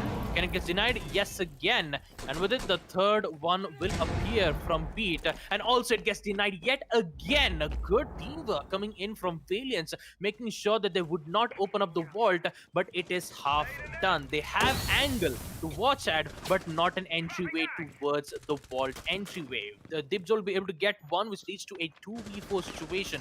Beat and Sparko in a 2v4 situation. They don't have enough time. They have 15 seconds to find 4 players. The push needs to happen. Sparko sees 1, doesn't get the shot just yet, and he needs to find still 4 more. And Dibjol, you don't have to worry about running at all, because you have calculated with the bearing 9. Even the final kill, taking out Sparko, and with it, UG will lose to second floor AVG in the hands of Valiance. And also we take a look at it in the instant replay. A very huge and an important play from Kingslayer, the man who got 2 kills, eliminating both EX7 and Sandy's, was the main reason why Valiance won that round in the first place. So what good patience, what good gunplay coming in from Valiance. And also UG, they've been getting taken out by surprise there, to be honest. In the first round, we did get to see Kingslayer playing as the Wamai. He did went in for that push right from the study room to take out 2 players. And also the same thing happened in round 2, where he was playing as the Valkyrie. He gets 2 kills. If he just keeps on making these unpredictable plays, maybe Valiance can be able to defeat UG in defense first half. Their main focus is to make sure that they have good amount of defense rounds, so that in the second half they'll be able to adapt to how UG has been defending and then try to counter it at the right time. Now, talking about UG, they have to fix those mistakes. They have to look for those flanks though, because if Kingslayer keeps making these plays time and time again, Valiance will be in the higher lead and UG will be in big trouble. Well, most certainly, Union Gaming would be in a lot of trouble if they don't watch their backs in the situation, and more importantly, if they, excuse me, rather, if they don't allow themselves a little bit of breathing room on the roam clear. I do have to say, after that first spray by Kingslayer, you would think that EX7 would be able to go in and just get the kill, right? Valkyrie pushing out of the first floor bathroom into living room, not really a whole lot of resistance, given that you have an L85 going up against the MPX, excuse me. But unfortunately, Kingslayer, that is, seemed to be able to get the jump on not only EX7, excuse me, right there, but also onto his teammate. Union Gaming losing 2 against Kingslayer, who was still on the roam very late into the round, was what lost them excuse me, there was what lost them that round. I do have to say, because it was because Union Gaming felt the loss of those two players. They needed those two in order to get into sight. But no, Calculate will start things off. That's a big kill. Where did he get that one from? Sparko is off the board to the hands of the Malusi. Big drop indeed, as your IQ has been taken care of, but Calculator will get refragged onto by Jittery nice and quickly, coming in to Laundry. Someone gets the kill on the upward angle as well. That's Jittery for you.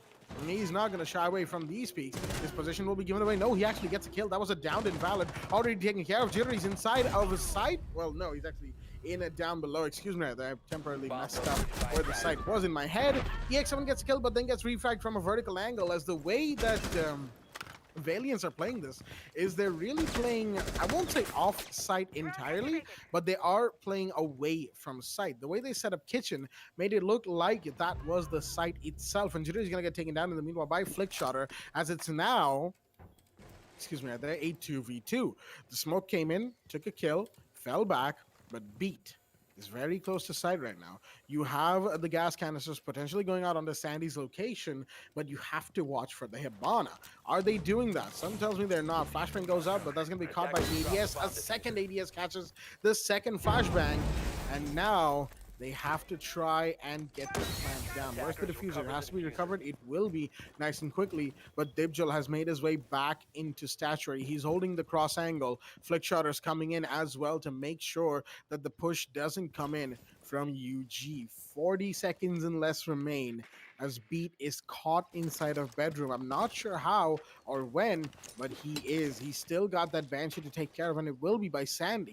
But plenty of time has been wasted. One more flashbang gets thrown in. Dibjal won't be affected by that, of course, but his position is given away as the push is about to come in any second now. He's going to see one and take the kill as well, but that is going to leave Sandy last man standing. It doesn't matter. Dibjal will be the one to take the kill, and that is going to be another round going the way of Valiants. Good stuff, primarily speaking, as that offsite hold on first floor.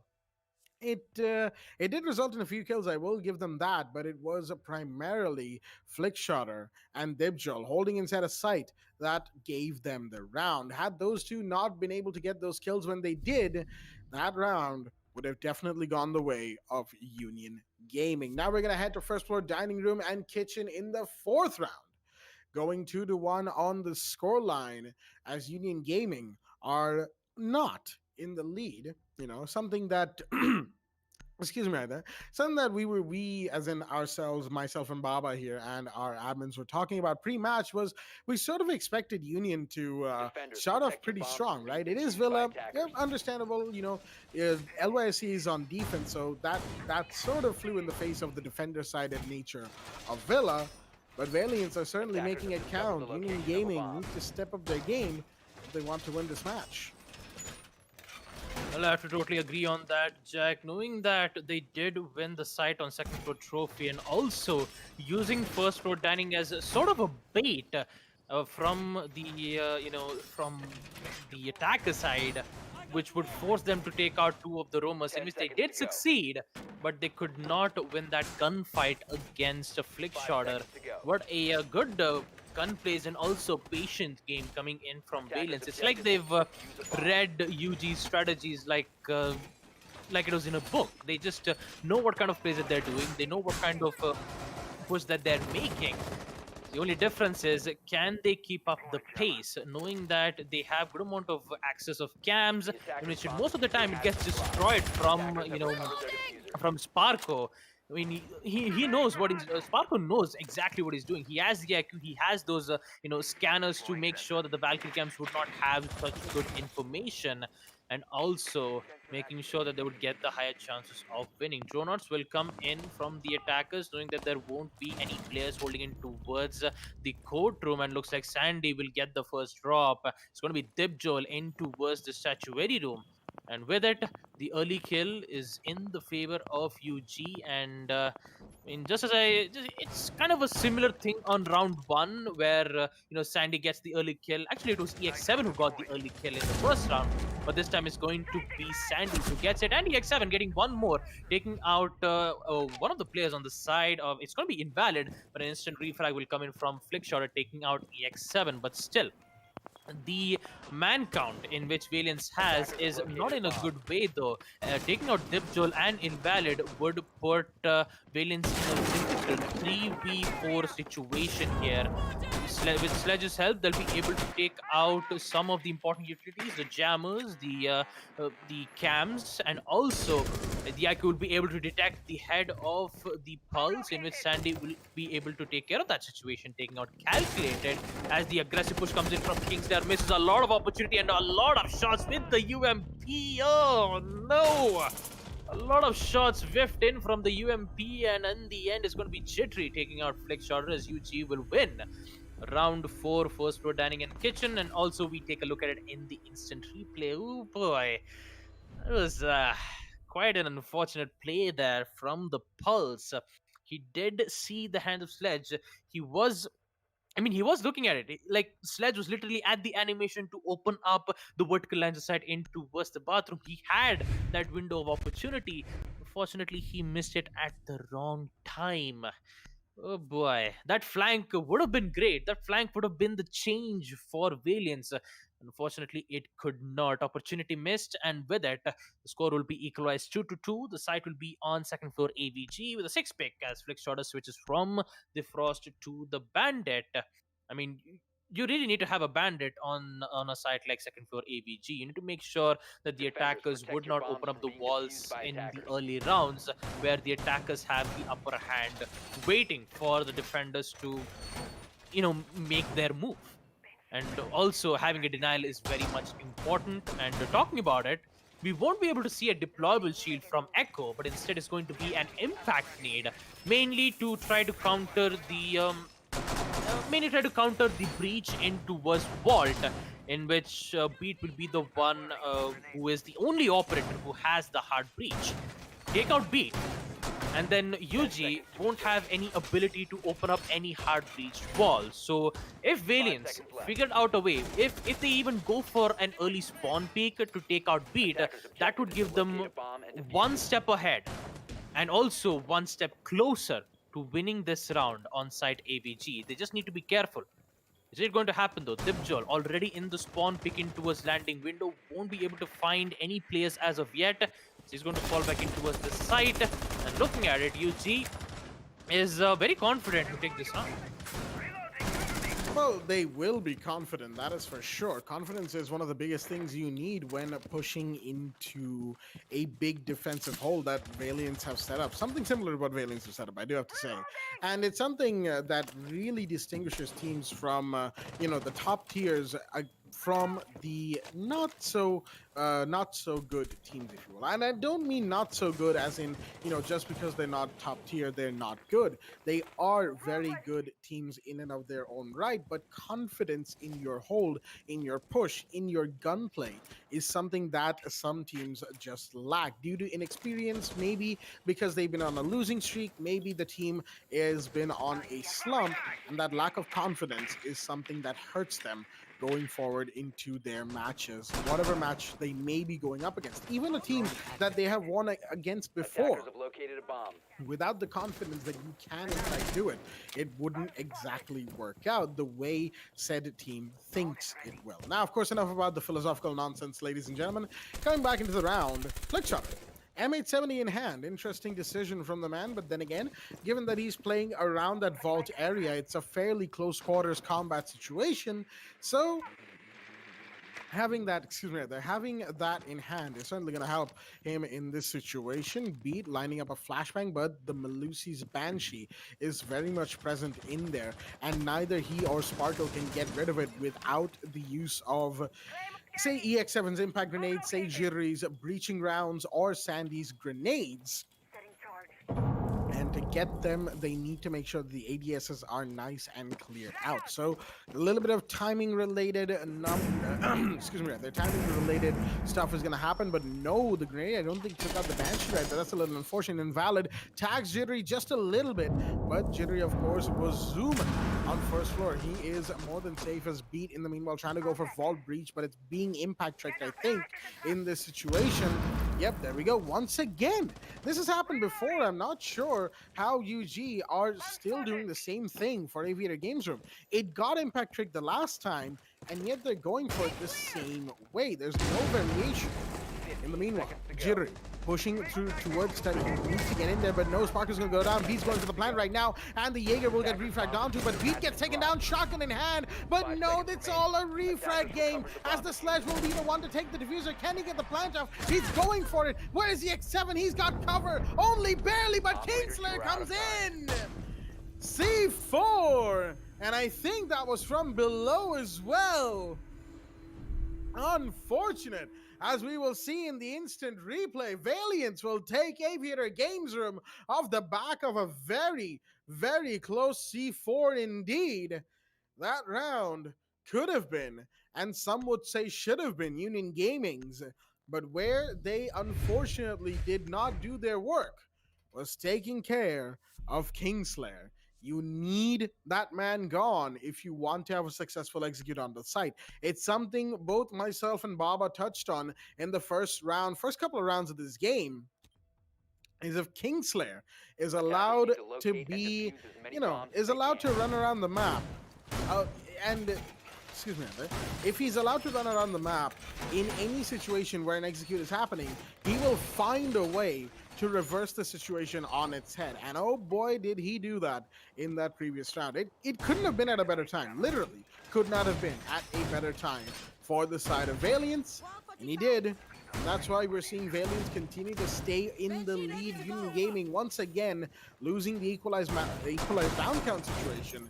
They're gonna have to play catch up once again. Although I do have to say, 2 rounds on attack, and those 2 rounds being very good attacking rounds for UG is also a good sign about what we might expect from their defense going forward. To locate a bomb and defuse it. Well, action phase will proceed with UG spawning from their respective spawn points, in which one of them would be Sparko, will spawn in towards Fountain. The other 3 players will spawn in towards the main entrance, will now make their way to go for a rappel, hold an angle in towards the windows of Master Bedroom. Looks like EX7 is already in towards the hallway though, in towards red hallway. EX7 and Sandy, who is prepped and ready with the rappel game. All he needs is a single distraction to make sure that he'll be able to get at least 1 or 2 kills from Valiance. Invalid though, he needs to be careful of EX7.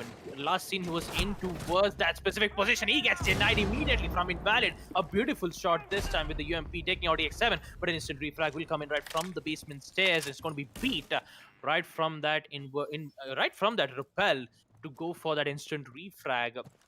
Invalid taking down won't be able to give information via the cardiac sensor, and with it the control of a kitchen and dining room goes to them. But what cost? Kingslayer sees the head and he perfectly takes it, taking out Sparko, putting in a 3v4 situation. The SMG-11 proves to be quite efficient here, and Jit will be able to spot that cleanly, taking out Kingslayer this time. And looks like UG doesn't have to worry about it at all. Quickshot needs to be careful here, in which he will gets the kill, taking out UG, and also the diffuser in towards this stairs. Jetri will be able to see the head. 1 misses the opportunity, and with it he will survive with a total of 3 HP. And Jetri will decide to play the hunt game, trying to hunt down Flickshotter as he is trying to fall back here. Jetri, he knows where exactly his location is, takes out the default cam, but it's not too late. Flickshotter will get the best of Jetri, and with it calculated with the final kill, as Valiant will be the one to get the lead 4-2 against UG. A very strong lead in the first half here for Valiance, and with it round 7 will proceed, being Valiance in attack, whereas UG will be the one on defense. And unfortunate, we have to go for a pause because one of the player on the side of Valiance has unfortunately disconnected. You don't have to worry about it, Chad. We still have, we just have to wait for a total of 2 to 3 minutes for him to rejoin, and then he'll be back into the game. It shouldn't be much of a problem. And also, talking about how well Valiants have been, good on defense in the first half.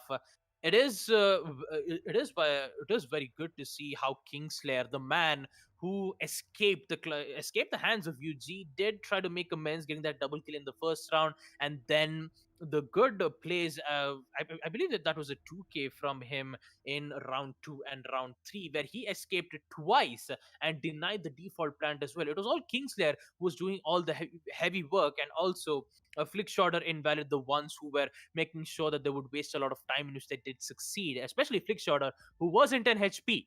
Jittery was trying to hunt him down, but the only problem is that Jittery didn't had enough information to know exactly where his location was, and Flick Shorter got the best of him. A very good play and also good patience game coming in from Valiance. But since we are going for that role swap in second half, we're going to be seeing Valiance on attack, whereas UG will be on defense. Things will not go well here unless and until Valiance did do win at least one or two attack rounds to make sure that they would keep the lead. Because right now they have 4-2. All they need is two more rounds to make sure that they will get match point, and also 3 rounds to make sure that they'll be able to win it. But the same thing goes to Union Gaming too. Although their attack phase had a bit of problems to deal with, the way how Valiant's playstyle was so unexpected that Union Gaming could not read on what kind of playstyle that they were playing, and looks like it is working out here. All Valiants need is unpredictability.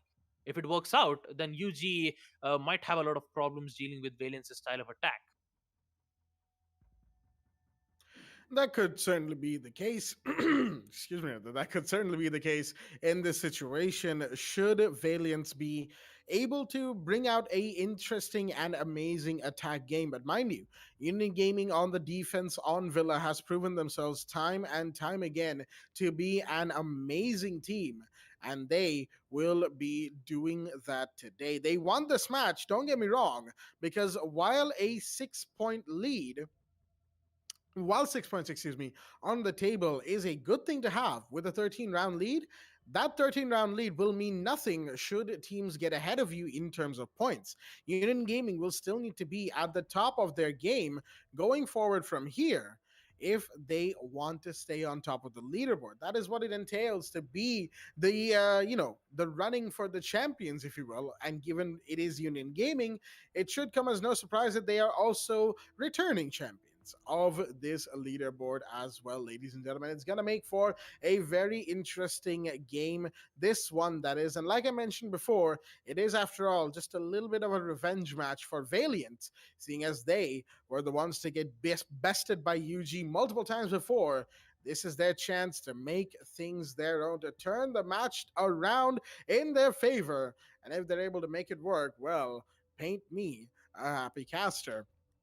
Because if Valiants are able to get this match for themselves, it's going to be an amazing game. But unfortunately, ladies and gentlemen, we're going to have to wait just a little bit longer for the match to continue, because Valiance's player who disconnected hasn't been able to reconnect just yet.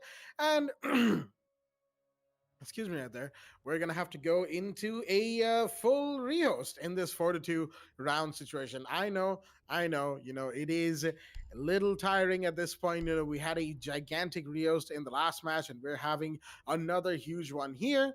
But we do have to apologize, ladies and gents. It is, of course, something out of our control, something that we can't really help, and hopefully we can reconnect back nice and quickly. And we will see you with the match as well when we are able to come back with it. Stay tuned.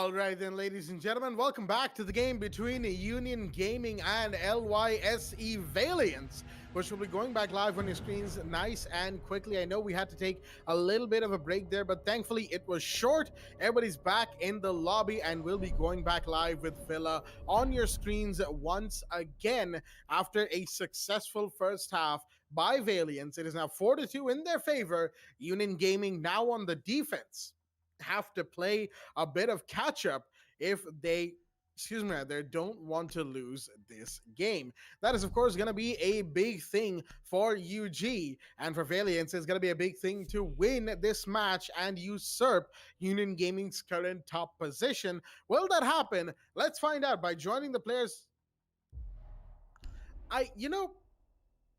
Cosmic irony. I was always skeptical about cosmic irony, but today has made me believe in it heavily. Right?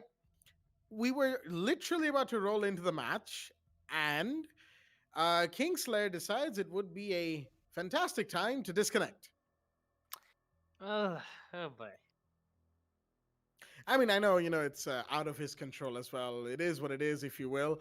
But yeah, unfortunately, I believe that last one counted as a rehost for Valiance. Yep. It did, in fact. It did in fact count as rehost for Valiance. Right now, we have had to pause the timer yet again. This is, of course, on admin discretion, seeing as we cannot go into a rehost until, say, Union Gaming says that a rehost is fine. Excuse me, their voice crack. But yeah, we're gonna be waiting just a little bit longer. Cosmic irony, huh? All the forces in the universe don't really want us to continue with this match like this today. I swear. Today is quite the day, if you will, given everything. But we're just confirming whether or not Kingslayer can join back in from Valiant's side. Never mind. Setting up even setting up the scene is not going to work for us today. Apparently, Kingslayer has had a power cut. That's why he's disconnected. Completely out of his control, out of our control as well. So we're going to see what Valiants say about the situation. I'm not sure if Kingslayer's power is going to come back anytime soon, though, given everything. And this is, if anything, this has left me more confused than ever as to what we're going to be doing for this, for just a short while, of course. We will be coming back with the match, don't worry. But how long it's going to take, we are now even less certain than we were just a few seconds ago. Although, given everything, it is, of course, 4-2. We've had quite a few rounds happen. So I do have to ask, Baba, the first half, we had a lot of rounds. We had a lot of tight rounds as well. What do you think?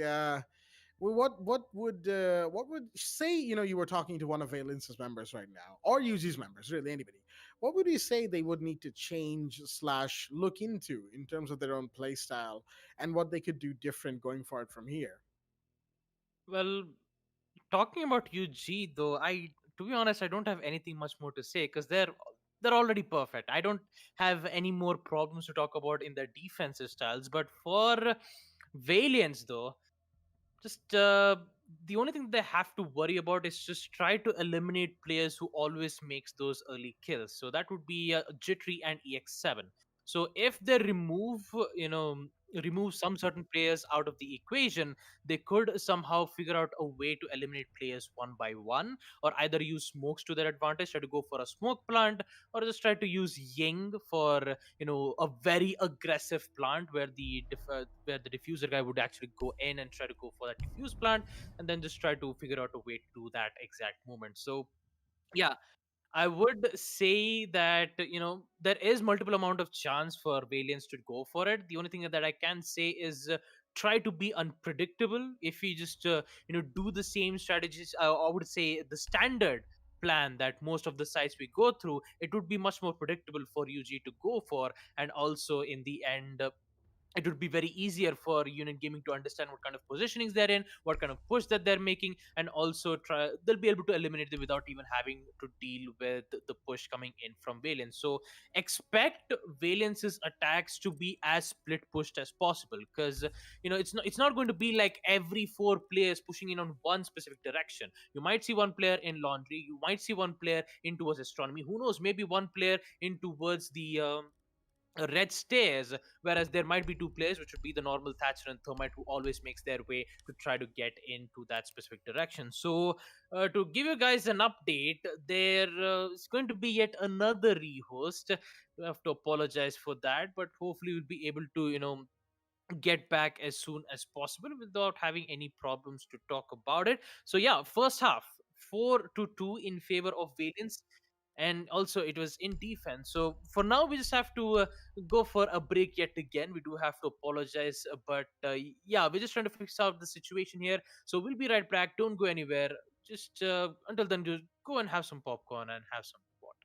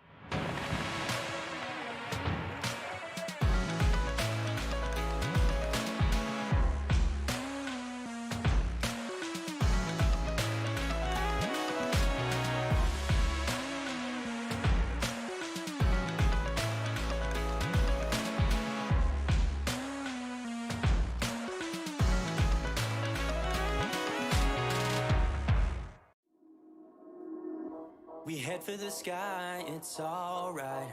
Our wings wouldn't fly, it's alright. If we are crashing down again, pieces of love, it's alright. Scattered in mud, it's alright. You're giving me a lie again. And tell me what you want. This time I won't take it to the heart, 'cause I know we won't make it out. I've heard it all before. Yeah, tell me what you want. Alrighty then, ladies and gentlemen, welcome back to the game between Union Gaming and LYSC Valiance, and I really hope that we are able to actually get into the game here. We have had to take this second admin rehost because Valiance had to call in their sub. That is right. Kingslayer, the playmaker for Valiance, had a power cut at arguably the worst possible time in the entirety of this game, and that is why Killin.V is going to join us in this match in place of Kingslayer. We do hope, Kingslayer, wherever you're watching from, we hope your power comes back soon, but at this point the match is going forward, and we're going to be joining our players in the map of Villa as Union Gaming handles the defense for the first time in this map, and Valiance will be attacking against said defense. We're headed to first floor dining room and kitchen immediately off the bat for these teams, and let us join our players live now. Yes, there we go. Live on your screens nice and quickly as the first floor dinner round, first floor dining room round. I do have to apologize. Okay, I may or may not be just a teeny bit hungry, which may have caused me to spurt out dinner in that situation. But regardless, dining room and kitchen with the castle play on a second floor is going to be enforced by Union Gaming. Valiance, on the other hand, on the attack, will have to try and counter this. Will they be able to successfully, or will UG continue to take rounds? Let's find out. Oh boy, the only problem for Valiance is that the Kingslayer, unfortunately, with that power cut, he was the one who was making those unpredictable plays, which did shock UG. But now with him being subbed to Killen, it's going to be very difficult to see what's going to happen here as we proceed to the action phase. We do see the attackers spawned in towards the ruins, and they've actually towards the fountain.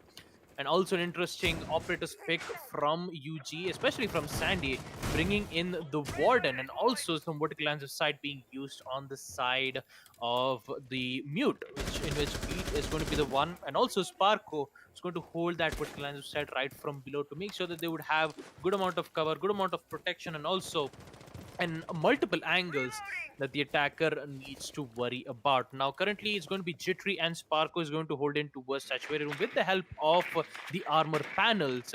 Sparko is always the player, the mastermind behind all of these strategies. He's also a captain / support for their team, making sure that the teams would get enough support and also good amount of kills in the backhand as well. EX7 with the cardiac sensor will be able to detect one of the player, and also the drone will be taken out right in towards the astronomy, giving the location of where the Jaeger's location is. The only problem is they just did drone works, and also the drone has been taken out quite a lot. Here comes the first frag from Sparko, taking out Invalid, but instant refrag will come in from Dipjol, and another refrag will come in from the Warden as well. Jittery, on the other hand, takes out Flick Shotter, putting in a 4v2 situation here as calculated in 50 HP. In towards the trophy room window, as Sandy will prefer to hold an angle, maybe go for a pre-fire in towards that trophy entrance door, but no, he just decides to fall back and choose to wait for the attackers to push in towards the site so they'll be able to make their last stand. With a lot of players being taken out, but Jittery taking him out right from the red stairs, Killen might get the opportunity here, but still he needs to be worried about Sandy and EX7, and also the way how cardiac sensor is giving vital information. The C4 will come in, but it's not going to work out well. It's going to miss an opportunity, and also a denial of utility, which would give a bit of a chance, but that chance will be taken out from Pete with SMG-11. Switches out with the shotgun, and with it, Calculate goes down. Union Gaming will win round 7 on defense. First floor dining and kitchen goes to them, and with it, round 8 will proceed where Union Gaming will be the one in the lead, 4-2. Actually, 3-4. In still in favor of Valiance though, because they in the first half in the first half we did get to see them have a victory of 4-2 in the first half, and now in the second half Union Gaming is trying to pick up their pace here as we proceed to round 8. Second floor AVG will be the site, and let's see whether Valiants have figured out a way. Maybe they were close. I do have to admit Valiants were so close to try to eliminate some of the players, but unfortunately they could not win on those refrag games in which Sandy took care of that situation. So second floor AVG will Attackers be the need to side, the locate six and pick from defuse as many Sparko, bombs as they can. switching from the castle, I believe, to the Kaid with the Electro Claws, which would make the hard breaching job for the attackers a very difficult task. Certainly would, given the situation. The Kaid being brought in is going to make things a whole lot more difficult for the side of Valiants, given that the Electro Claws are infinitely harder to hide versus the Bandit batteries. Of course, everybody knows this at this point. Anybody who's played Kaid over Bandit for a few matches will 10 know seconds this. remaining. And Union Gaming will certainly be trying to help themselves 5 to a seconds bit remaining. of a Kaid play in this situation. They've also got a couple of impacts from Attackers are Sandy moving should out they to need to locate go a for bomb the and impact defuse it. trick. A couple of C4s, EX7 and Sparko bringing in theirs, a shield from Beat, and of course Jittery with the barbed wires. The Jaeger, unfortunately, doesn't have too much to play around with ever since his shield, was taken away not too long ago. But then again, it is Jittery. He doesn't need too much, shall we say. All he needs to do is put down his ADSs, put down his barbed wire, and move out. Quite literally, to get himself a couple of juicy kills. Sparko, in the meanwhile, all the way out towards Saturate. Interesting position for the Kaid to be playing, and he's actually going to fall back, potentially leaving the spot to Sandy. Tried to get a drone out of the way before he goes, but unfortunately he wasn't able to. Excuse me right there. And he's just going to fall back nice and quickly. Sandy is going to watch that bedroom door like a hawk in this situation. Whether or not he's able to get a kill or two, of course, it depends on how Valiants approach this situation. They could go in from Trophy, potentially get a kill or two, but you have to worry about EX7, who is still down below. A bomb The has been pulse located. is going to be a big factor, and looks like there's a drone inside the kitchen to try and find him. Whether or not that drone actually did is a different point altogether. Sandy, meanwhile, takes out a drone, but a 90 push could potentially come in. The Malusia has, of course, fallen back, and you have Jittery still on the first floor, roaming as well, trying to see if he can get a kill or two in this position that he's playing. First floor, very much emphasized on, as Jittery might want to go for a run out or just scare, the attacker rappelling outside of 90 window. But he was, I don't think he was successful in that situation. Flick Shutter, in the meanwhile, he's going to go up to the roof regardless, as Zofia will throw out her concussives to see what she can find, but no defenders are in that area. Union Gaming are slowly falling back, but falling back just slowly enough to make time wasted for the side of the attack. EX7 unfortunately cannot capitalize on the position he was playing in. He'll be taken down by Dibjol, a good kill, but then you have Jittery being taken down by Invalid as well. That is your first floor presence taken care of, as Valiants are firing back quite literally. Watching Study. Shots are fired towards the defender there, but Flickshot will be the one to get him instead. That is Sandy off the board, and only Calculated has taken any damage so far. Sparko takes one, gets refragged by Killen, and now it's all down to Beat, and he will go down to Dibjol as well. Comfortable round for LYSC Valiants, as they took it with nearly no problem whatsoever. And that, of course, has helped them retain their lead. And once again, Dibjol has disconnected. We're going to be pausing the timer one more time, ladies and gents, as like I said before, cosmic irony, I definitely believe in it today. I'm pretty sure even with the tone of our voice slowly getting more and more tired. Not so much for me, but more so for Baba. He's been casting a lot today, doing a lot for the good rounds that we have had. Fox was in the initial bit, but of course he had a power cut as well. Now that I remind myself of that, that's 2 power cuts, 4 net disconnections between 2 matches, and that's just the players, not to mention the issues that we had. Both myself and Baba temporarily disconnected, and our host had started getting request timed outs as well. It is just an absolute situation, as you would say, and we're just confirming that it is only just a game issue that has forced Dibjal out of the lobby. He'll be excuse me right there. He'll be back nice and quickly. Both Flickshutter and Killen confirming that it is not, in fact, a power cut, ladies and gent, but it is what it is, if you will. We're all here trying to enjoy a good old day of Div 1 Rainbow Six.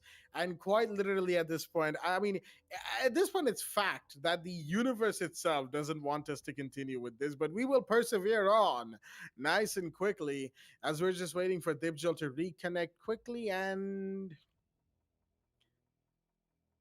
boy,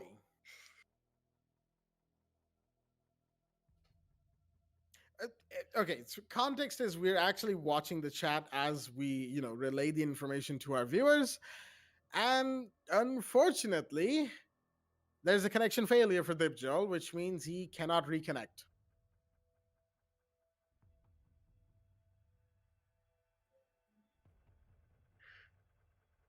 Yeah,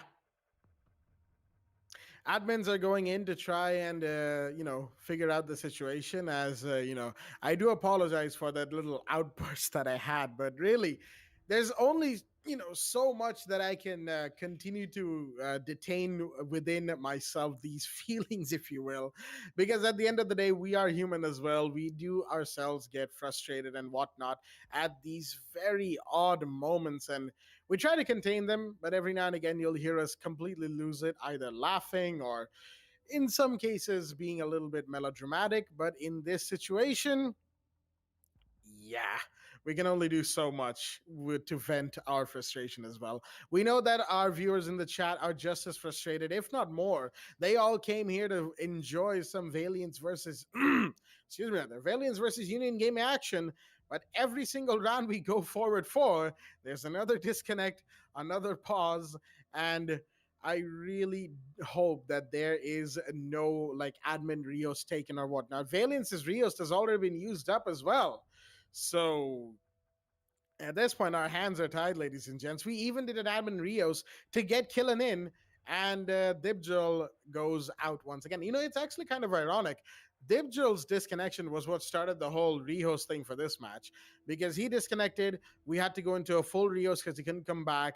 Then we did the full Rios, came back. Kingslayer got a power cut. We did an admin Rios to get Killen in, and now Killen's in. We had a couple rounds. Dibjal's the one to go out again.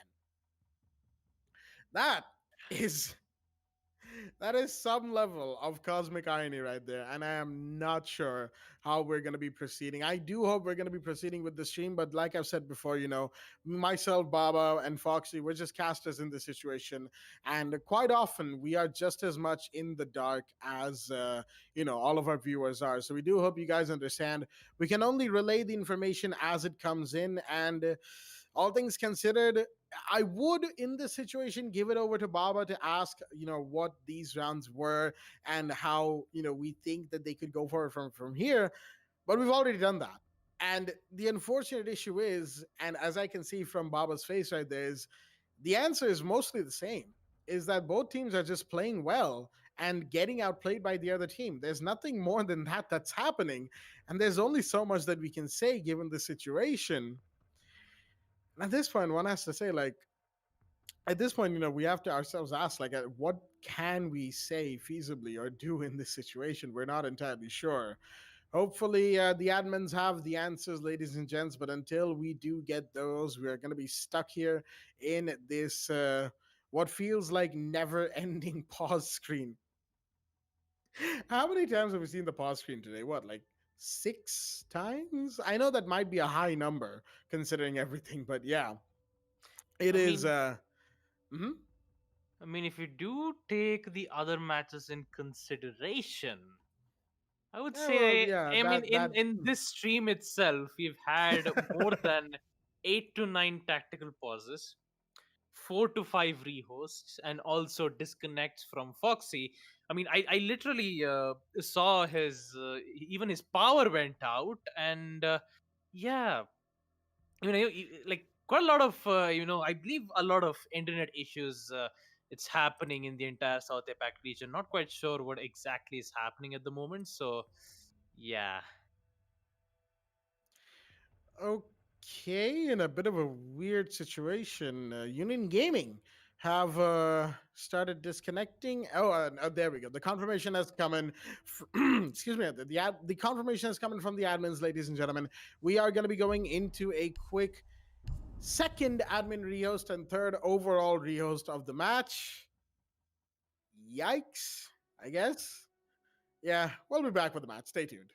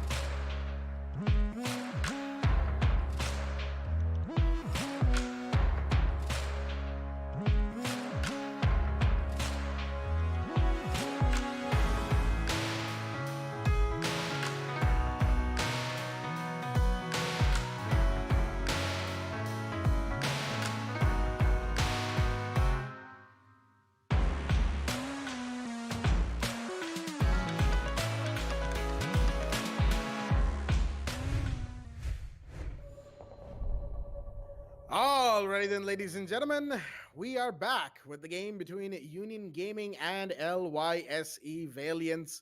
Finally, once again, after a lengthy rehost, we're back. And I know it's getting late, but of course, we need to finish this match on stream now that we have started it. So we'll be joining our players nice and quickly live on the map of Villa yet again on second floor trophy and statuary room. Union Gaming on the defense, trailing against Valiance's lead 5-3 is the scoreline. UG still at a big round deficit. The excuse me right there. The castle will be six Defenders, picked out protect your into the bombs from being Kaid defused by by attackers. Sparko right there. As we're going to be heading to the trophy statuary site. Excuse me right there. And yeah, it's going to be an interesting round, all things considered. It's more of the same, all things, that we have seen from Union Gaming before when it comes to Villa. And Villa is a good map for them, don't get me wrong. They've played against some great teams and had fairly good success here. While Valiance, on the other hand, they've played on Villa. They've had their moments, but I wouldn't say that on the attack on Villa is 10 seconds excuse me, remaining. is their forte, if you will. 5 seconds Now, to go. all things considered, Valiance could certainly turn that little, Attackers must turn locate that and around for defuse the themselves bomb. and give Attackers' themselves bomb a diffuser little bit has been more dropped. of a Attackers have breathing recovered room their here. diffuser. They already have, but if they manage to take match point here and get the excuse me right there, get everything in place for themselves, then things will certainly look a whole lot better for this team. Union Gaming, on the other hand, they are trying to win it out for themselves again. Like I said, Attackers have a located a bomb. 13 round conversion rate and 6 points will not mean anything if your opponents get ahead of you with 9, 12, 15, and how many other points are required to get ahead of a team like Union Gaming. It is still possible. Just, maybe not in terms of the round conversion rate, but points could certainly help push that a long way. Right now, interesting decision right there from Valiance, as they seem to want to go through basement. At least Killen does, and he will be doing just that nice and quickly, getting his drone out as he gets a breach done and calculated in the meanwhile, finding Sparko. Where did that one come out of? We don't exactly know. Oh, all right. Excuse me right there. It's going to be on the astronomy window. Repelled by calculated, nice and quickly taking care of one of the Union Gaming members. But of course, it's merely a Kaid. Sandy C4 goes out, is going to connect. No, it is not. Absolutely no damage done. But it allows Jittery safe passage through that region. He's not necessarily going to go all the way around either, but shots are going to be fired from inside the bathroom as the gas grenade from the smoke goes off.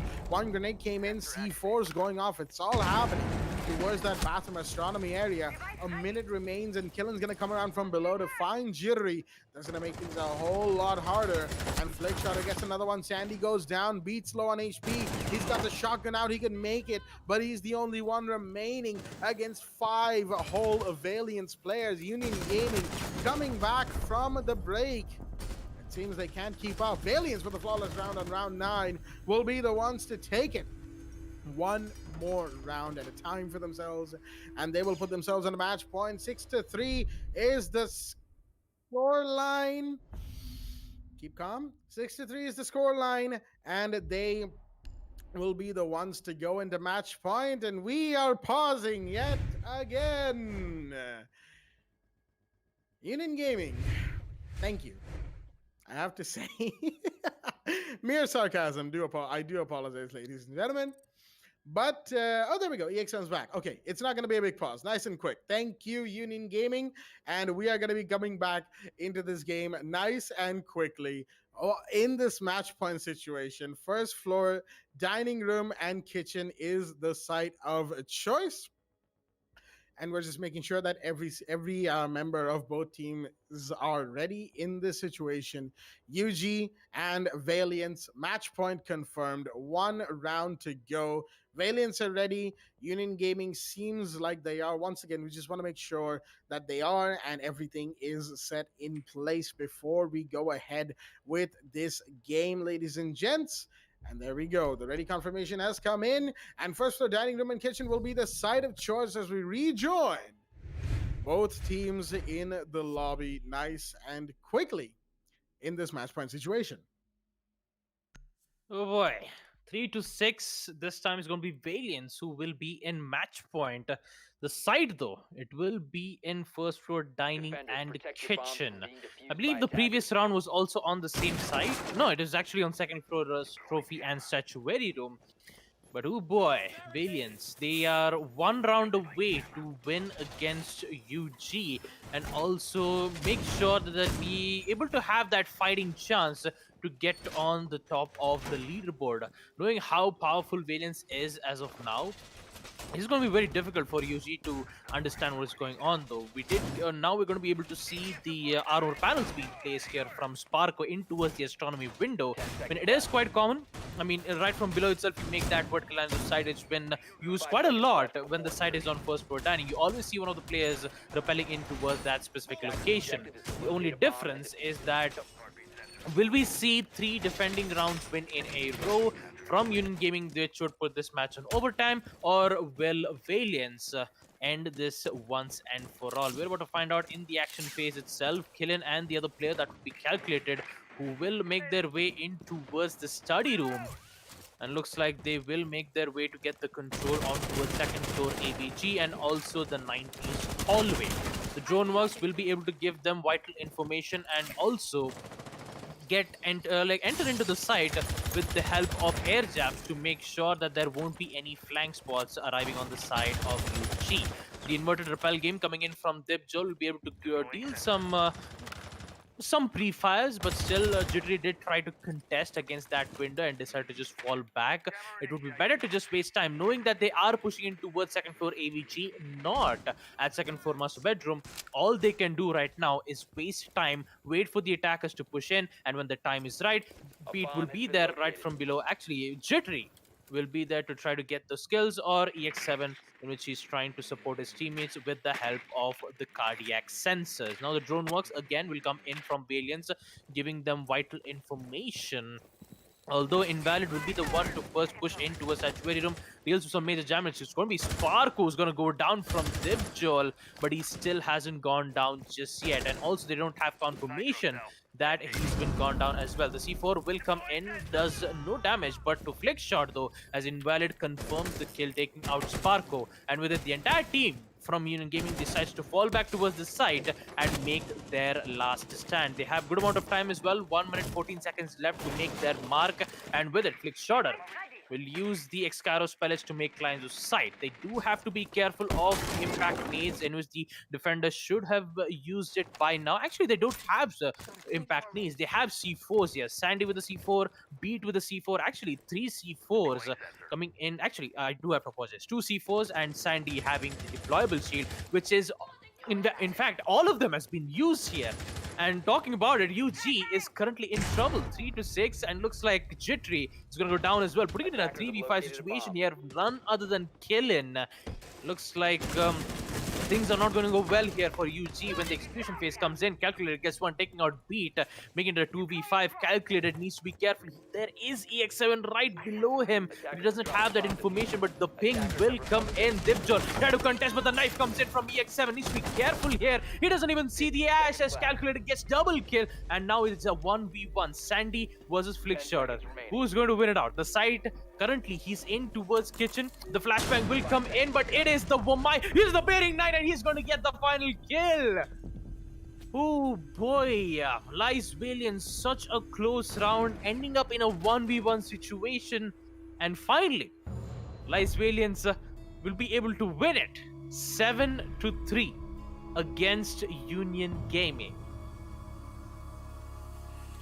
Well, that's certainly one way to end a match, I will say that much. Although some could say that he was the warden, should have probably activated his smart glasses, but he didn't in that situation, unfortunately. He got taken down, Sandy, I believe he was. And that is it, ladies and gents. Nice and quickly done and dusted with the match. And at the end of the day, it's a 7-3. That I'm sure wouldn't be a 7-3 had we not had these many issues.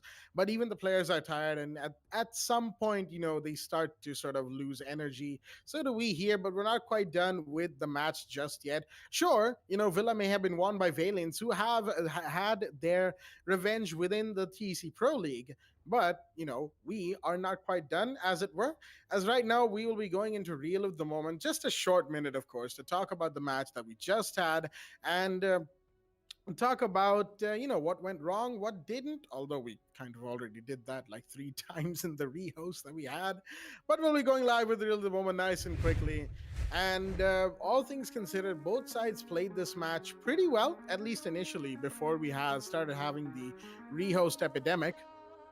But it is what it is. At the end of the day, to steal a name, to steal QB's name nice and quickly, and it all started out with this one. I have to say, I'm still not sure how Valiant seemed to just line up for the sledge at the end of round one.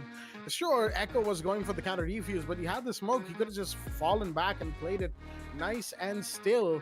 But then you had the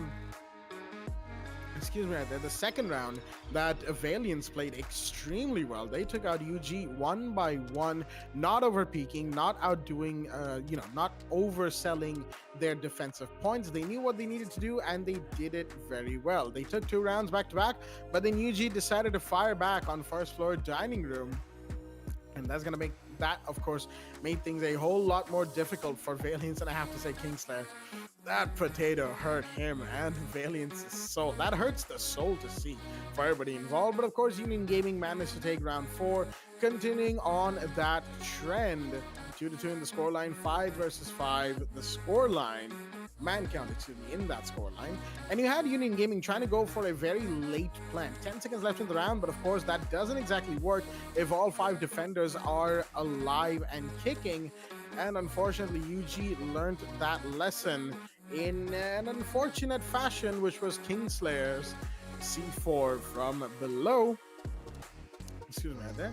And then, of course, you had another round that was just taken, back-to-back rounds being taken, right there, by Valiants. They were just, they were playing pretty good before we had the rehost issues. And even after the rehost issues, they continued with their momentum. Union Gaming, they never really gained momentum in this match. They took a round or 2 here and there, but they seem to be kind of out of it. And when it comes to matches that run this late, I kind of get it, running into really late matches can be a big question in terms of stamina, and it's something that both Valiance and UG were fighting against today. And while UG took a defensive round in round 7, after that it was Valiance through and through. They made it 5-3, took the round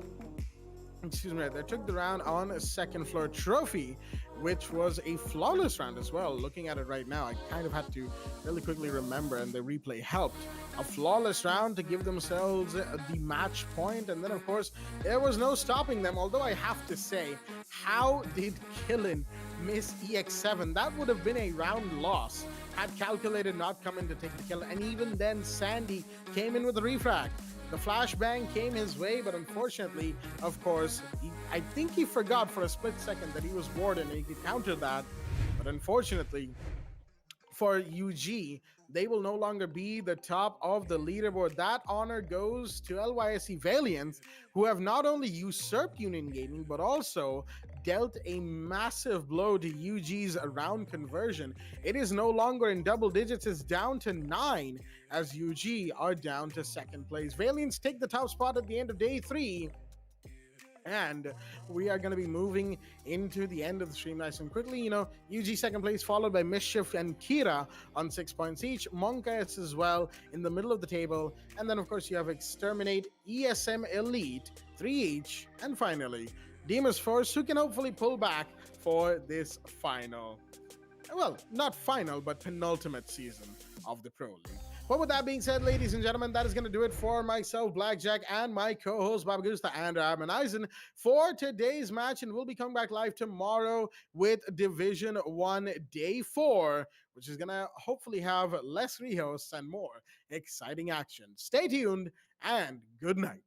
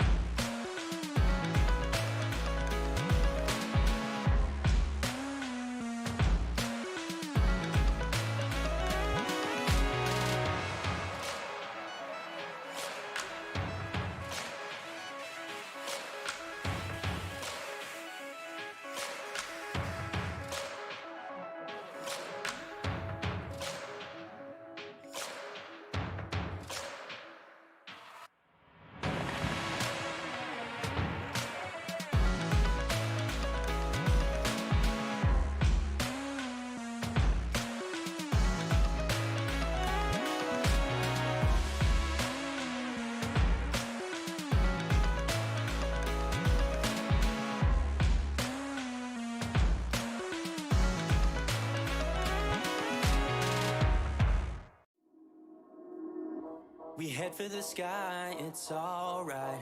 Our wings wouldn't fly, it's alright. If we are crashing down again, pieces of love, it's alright. Scattered in mud, it's alright.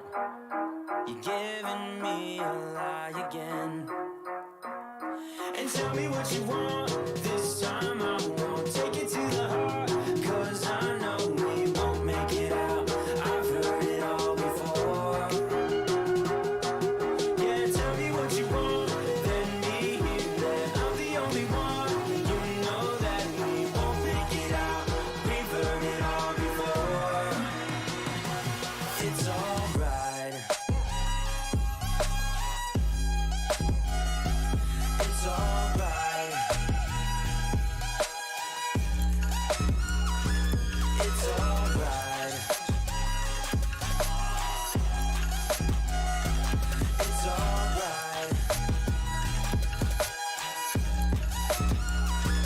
It's alright, so let's move on.